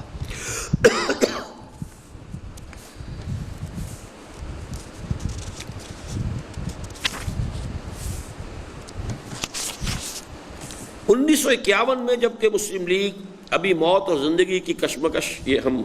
ہاں ٹھیک ہے ہی میں مبتلا تھی، سابق صوبہ پنجاب کے، چونکہ یہ تحریر جب لکھی گئی یہ 1 یونٹ بن چکا تھا اس وقت، اس لیے سابق صوبہ پنجاب اس میں لکھا گیا ہے کہ انتخابات میں مولانا مودودی بڑی خود اعتمادی اور آن بان کے ساتھ اور بہت سی امیدیں اور توقعات وابستہ کر کے انتہائی بلند و بالا اصولوں کے تحت شریک ہوئے۔ میں پھر کہہ رہا ہوں، اتنا عمدہ نظام، آئیڈیل، آج بھی کوئی شخص اس سے بہتر نظام نہیں بنا سکتا۔ اصول کیا بنائے تھے مولانا نے؟ امیدواری حرام، پارٹی ٹکٹ لعنت۔ اب طریقہ کیا ہو پھر؟ ایک ووٹر کا عہد نامہ پر کروایا جائے گا لوگوں سے، کہ ایک شخص جو ہے جو ووٹر ہے وہ عہد کرتا ہے کہ میں اللہ سے عہد کرتا ہوں کہ میں صرف اپنے کسی مفاد سے نہیں، کسی اور چیز سے نہیں، برادری کی بنیاد پر نہیں ووٹ نہیں دوں گا، خالص دین کے لیے ووٹ دوں گا کہ اس ملک میں اسلام کا نظام آئے، اور دیانتدار آدمی کو ووٹ دوں گا۔ فرض کیجئے کہ ایک کانسٹیچوئنسی کے اندر لوگوں نے یہ فارم بھرے، اب ان کی محلہ کمیٹیاں بنائیے جنہوں نے یہ عہد نامہ کیا ہے، وہاں ان کی پنچایت بنے گی، پھر ان میں سے کوئی کو منتخب کر کے پوری اس کانسٹیچوئنسی کے لیول پر بڑی پنچایت بنے گی۔ اب یہ پنچایت بیٹھ کر اپنے پورے علاقے میں دیکھے گی کہ کون آدمی ہے جو باصلاحیت ہے، دیانتدار ہے، صاحب کردار ہے، ان سے جا کے درخواست کرے گی کہ آپ ہمارا نمائندہ بننا قبول فرما لے، ہم خرچ کریں گے، ہم فنڈ بنائیں گے، ہم بھاگیں دوڑیں گے، آپ کو کچھ نہیں کرنا، آپ سمجھیے کہ آپ کو وہ ذمہ داری جو قومی اور ملکی ہے وہ ہماری طرف سے قبول کرنی ہے۔ تو وہ شخص امیدوار نہیں ہوگا خود، بلکہ اس کو جو ہے وہ پنچایت کھڑی کرے گی اور پنچایت ہی اس کے لیے خرچ کرے گی، کنویسنگ کرے گی، بھاگ دوڑ کرے گی۔ اب یہ نظام بتائیے، اس سے زیادہ، جہاں تک آئیڈیالزم جس شے کا نام ہے، اس سے اونچا تو کوئی نظام ہو ہی نہیں سکتا۔ نہ اسے پیسہ خرچ کرنا ہے کہ میں نے 10 لاکھ خرچ کیے تو 10 کروڑ بنانے، یہ تو بات ہی ختم ہوگی، اس نے تو پیسہ ہی نہیں خرچ کرنا۔ لیکن یہ کہ اس میں انہیں امید تھی کہ 40 آ جائیں گے، آیا ایک بھی نہیں۔ یہ ہے بات جو بیان ہو رہی ہے۔ اگرچہ اس موقع پر اس قوم نے جس کی سرپرستی انہوں نے از راہ نوازش اپنے سابقہ موقف کے سارے تانے بانے کی قربانی دے کر اختیار کی تھی، انہیں ایک ایسی دولتی رسید کی جس سے کم از کم ایک بار تو قیادت و سیادت کا سارا نشہ حرم ہو گیا، تاہم اس اصول کے تحت کہ پیوستہ رہ شجر سے امیدیں بہار رکھ، آپ اس دفعہ نہیں تو نیکسٹ ٹائم، پھر نہیں تو نیکسٹ ٹائم، اور وہ سلسلہ ابھی تک چل رہا ہے۔ سن 70 کے الیکشن میں 4 آدمی آ گئے، چلو اس کے آگے ہو جائے گا، اس سے آگے کوئی 8-10 ہو گئے، اس کے بعد چلو آگے سے ہی آگے تو اور 3-4 رہ گئے، لیکن یہ کہ بہرحال وہ ریپیٹ کر رہی ہے، پیوست رہ شجر سے امیدیں بہار رکھ۔ وہ اپنے اصولوں میں مسلسل کانٹ چھانٹ اور طریقہ کار میں متواتر قطر بہمت کر کے انتخابات میں شریک ہوتے رہے، یعنی اپنے لیول کو نیچا کرتے چلے گئے۔ اب امیدواری بھی جائز ہے، اب پارٹی ٹکٹ بھی جائز ہو گیا ہے، اب یہ کہ کچھ وہ اپنا خرچ کرے تو اس میں بھی کوئی حرج نہیں ہے، اسے خرچ کرنا چاہیے، یہ سارے اصول وہ ختم ہو گئے۔ لیکن نتیجہ ہر بار الٹا ہی نکلا، اور مسند اقتدار اور حکومت نظروں تو نیڑے ہونے کے باوجود روز بروز قدمہ تو دور ہوتی چلی گئی۔ یہ اصل میں پنجابی نظم لکھی تھی ایک عبداللہ شاکر صاحب نے، اور وہ دولتانہ کو مخاطب کرتے ہوئے، یہ میں نے نیچے لکھا ہوئی ہے، جماعت اسلامی کے حلقے کے پنجابی زبان کے مشہور شاعر عبداللہ شاکر نے انتخابات پنجاب 1951 کے موقع پر ایک نظم کہی تھی جو مرحوم تسنیم کے انتخابات نمبر میں شائع ہوئی تھی۔ اس نظم میں میاں ممتاز محمد خان دولتانہ کو ہدف طنز و استہزاء بنا کر ان کی شان میں بار بار یہ شعر دہرایا گیا تھا کہ وزارت پنجابے والی لینی ضرور ہے، نظراں تو نیڑے نیڑے قدماں تھیں دور ہے۔ نظر سے تو نظر آ رہی سامنے، لیکن قدموں میں تو دور ہے، پہنچنا بہت مشکل ہے۔ دولتانہ صاحب نہیں پہنچ سکتے، حالانکہ دولتانہ صاحب ہی پہنچ گئے۔ محض یہ شعر اس بچگانہ خود اعتمادی کی پوری تصویر کشی کر دیتا ہے جو اس وقت جماعت اسلامی کے پورے حلقے پر طاری تھی۔ یہ دوسری بات ہے کہ بعد میں معلوم ہوا کہ خواب تھا، جو کچھ کو دیکھا جو سنا افسانہ تھا، چنانچہ انتخابات کے بعد میاں صاحب موصوف ہی وزارت اولیاء کے منصب پر فائز ہوئے اور جماعت جہاں تھی وہی رہ گئی۔ تو یہ دولتانہ صاحب کے بارے میں تھا، اور لیکن اس 51 کے الیکشن میں میں نے انتھک کام کیا تھا، میرا فرسٹ پروفیشنل کا تھا وہ 2 سال، پھر اتنا کام کیا تھا کہ اس کے بعد ٹائیفائڈ مجھے ہو گیا، اور پھر میں نے 2 پرچے دے دیے تھے اناٹومی کے اور فزیولوجی کے، لیکن پریکٹیکل میں نہیں دے سکا۔ ٹائیفائڈ ہوا، اور ڈاکٹر الائبش کا چونکہ آج پہلے بھی نام آیا ہے، انہوں نے مجھے اتنی اجازت بھی نہیں دی کہ میں ڈسیکشن ہال میں جا کے حاضری لگا دیتا، اس لیے کہ جو پروفیسر صاحب آئے تھے اس زمانے میں، توسی صاحب، انہوں نے مجھے پیغام بھیجا، میرے پیپر سے اتنے خوش تھے کہ مجھے وہاں رائبش کے وارڈ میں پیغام بھیجا کہ اگر یہاں آ کر صرف حاضری لگا جاؤ میں تمہیں ڈسٹنکشن دے دوں گا، لیکن رائبش نے اس کے بھی الاؤ نہیں کیا۔ نو، اس وقت تو ٹائیفائڈ کو اس کا بڑا خوف ہوتا تھا کہ بہت ہی مہلک مرض۔ بہرحال اس زمانے میں یہ تسنیم کی یہ جو نظمیں، یہ تو خیر پنجابی کی تھی، اردو کی نظم ایک، اور یہ ایک اور نظم پنجابی کی، ہنفیر مداری آون گے، سمجھے جی، یہ بھی میں زور زور سے لاؤڈ سپیکر پہ پڑھ کر سنا کر، اور وہ میں نے تسنیم کا پرچہ بیچا ہے منٹگومری شہر کے اندر، ٹانگے کے اوپر رکھا ہوا ہے پرچہ تسنیم کا، اور وہ میں یہ نظمیں پڑھ کے اور ٹانگے کے اوپر سے وہ میں پھیری لگائی ہے اس کی، یہ سارے کام کیے۔ بہرحال وہ اپنے اصولوں میں مسلسل کانٹ چھانٹ اور طریقہ کار میں متواتر قطر بہمت کر کے انتخابات میں شریک ہوتے رہے، لیکن نتیجہ ہر بار الٹا ہی نکلا، اور مسند اقتدار و حکومت نظروں تو نیڑے ہونے کے باوجود روز بروز قدمہ تو دور ہوتی چلی گئی۔ تاہم درمیانی عرصے میں جب پاکستان کی سیاست کا میدان مسلسل اکھاڑ پچھاڑ اور ریپبلکن پارٹی، عوامی لیگ اور دوسرے بے شمار نئے اور پرانے سیاسی دھڑوں کی رسہ کشی اور جوڑ توڑ کی آماجگاہ بنا ہوا تھا، آئے دن حکومتیں بن اور بگڑ رہی تھیں اور پوری پاکستانی قوم کی تقدیریں صبح و شام بدل رہی تھیں۔ دھندلی سی ایک امید اس بات کی قائم تھی کہ قلزم سیاست کے کسی اتار چڑھاؤ اور مد و جزر کے دوران کیا عجب کہ اتفاقی واقعات و حوادث کا کوئی ریلا نئی اسلامی قیادت کو ایک بار ایوان حکومت تک رسائی کی صورت پیدا کر دے، پھر اپنی تنظیمی قوت کے بل پر مزید ترقی و استحکام کی صورتیں پیدا کرنا مشکل نہ ہوگا۔ چنانچہ اس زمانے میں اپنی ایک تحریر میں مولانا مودودی نے افتراق و انتشار کے شگاف کو خیر کی راہ قرار دیا اور اپنے کچھ مایوس معتقدین کی ہمت یہ کہہ کر باندھنے کی کوشش کی کہ حقیقت میں یہ اللہ کا بڑا فضل ہے کہ اس نے ان لوگوں کے دلوں میں نفاق ڈال کر انہیں آپس میں لڑا دیا ہے۔ خیر کی راہ اب تک اسی شگاف سے نکلی اور آئندہ بھی یہ شگاف جتنا وسیع ہوتا جائے گا خیر کا راستہ بھی کشادہ ہوتا جائے گا۔ یہ ترجمان القرآن مئی سن 56 کے اشارات ہیں۔ اس اعتبار سے سن 58 کا انقلاب خیر کی جملہ راہوں کو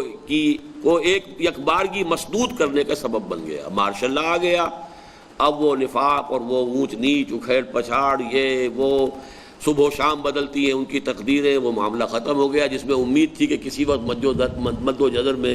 ہماری کشتی جو ہے وہ آگے نکل جائے۔ اس اعتبار سے سن 58 کا انقلاب خیر کی جملہ راہوں کو ایک بارگی مسدود کرنے کا سبب بن گیا اور دور افق پر امید کی جو کرن نظر آیا کرتی تھی دفعتاً وہ بھی معدوم ہو گئی۔ میدان سیاست کی ان پے در پہ ناکامیوں سے مولانا مودودی پر شکست خوردہ ذہنیت اور رقیبانہ جذبات کا تسلط ہوتا چلا گیا، اور نہ صرف ان کے اور ان کی جماعت بلکہ ان کے زیر اثر ایک بہت بڑے حلقے کے لوگوں کے اعصاب میں دائمی جھنجھلاہٹ اور فکر و نظر میں مستقل کجی پیدا ہوتی چلی گئی۔ نتیجتاً قوم کے طبقہ متوسط کے ایک بہت بڑے حلقے کے لوگوں کا حال یہ ہو گیا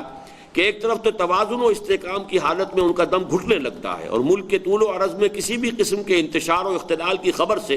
ان کے دل کی کلی کھل اٹھتی ہے، اور دوسری طرف ہر وہ شخص جو کسی وقت لہلائے اقتدار سے ہم آغوش ہو انہیں سراپا برائی اور مجسم شر ہی نہیں بلکہ تمام خرابیوں کا منبع اور ملک و ملت کے سارے مسائل اور تمام مشکلات کا واحد سبب نظر آنے لگتا ہے،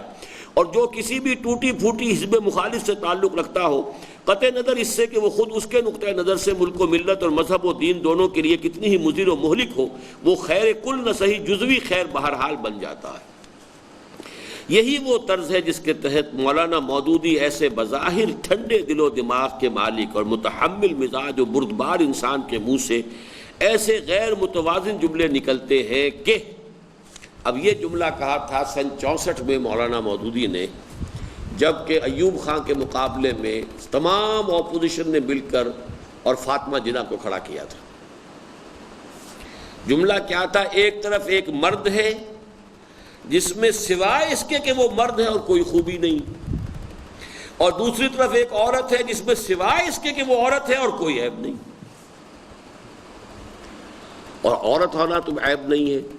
تو گویا کہ فاطمہ جناح کی ذات بے عیب ہو گئی، کوئی عیب نہیں، ساری عمر بے پردگی میں زندگی گزارنے والی عورت، ساری عمر شادی نہ کرنے والی عورت، نہایت مشتعل مزاج غسیلی عورت۔ ٹھیک ہے ہمارے اوپر احسان ہے، قائد اعظم کی خدمت کی ہے یہ، لیکن یہ کہ اسلام کے اعتبار سے اس کا جو بھی معاملہ تھا وہ تو مولانا مودودی کی زبان سے یہ جملہ، اور یہ کہ ایوب خان میں سوائے اس کے کوئی خوبی نہیں کہ وہ مرد ہے، اور مرد ہونا کوئی خوبی نہیں ہو تو اللہ نے بنایا مرد، تو گویا کہ اس میں سرے سے کوئی خوبی نہیں اور اس میں سرے سے کوئی خرابی نہیں۔ یا یہ بھی الفاظ مولانا کے ہیں کہ کنونشن لیگ کی جانب سے اگر کوئی فرشتہ بھی انتخاب میں کھڑا ہوگا تو ہم اس کی بھی مخالفت کریں گے۔ جذبہ رقابت کی یہ فراوانی بلکہ طغیانی اس صورت میں بھی مضر ہوتی اگر مولانا صرف ایک سیاسی لیڈر ہوتے، لیکن ان کی اس حیثیت نے کہ وہ ایک دینی جماعت کے سربراہ اعلیٰ اور خصوصاً سیاست کے میدان میں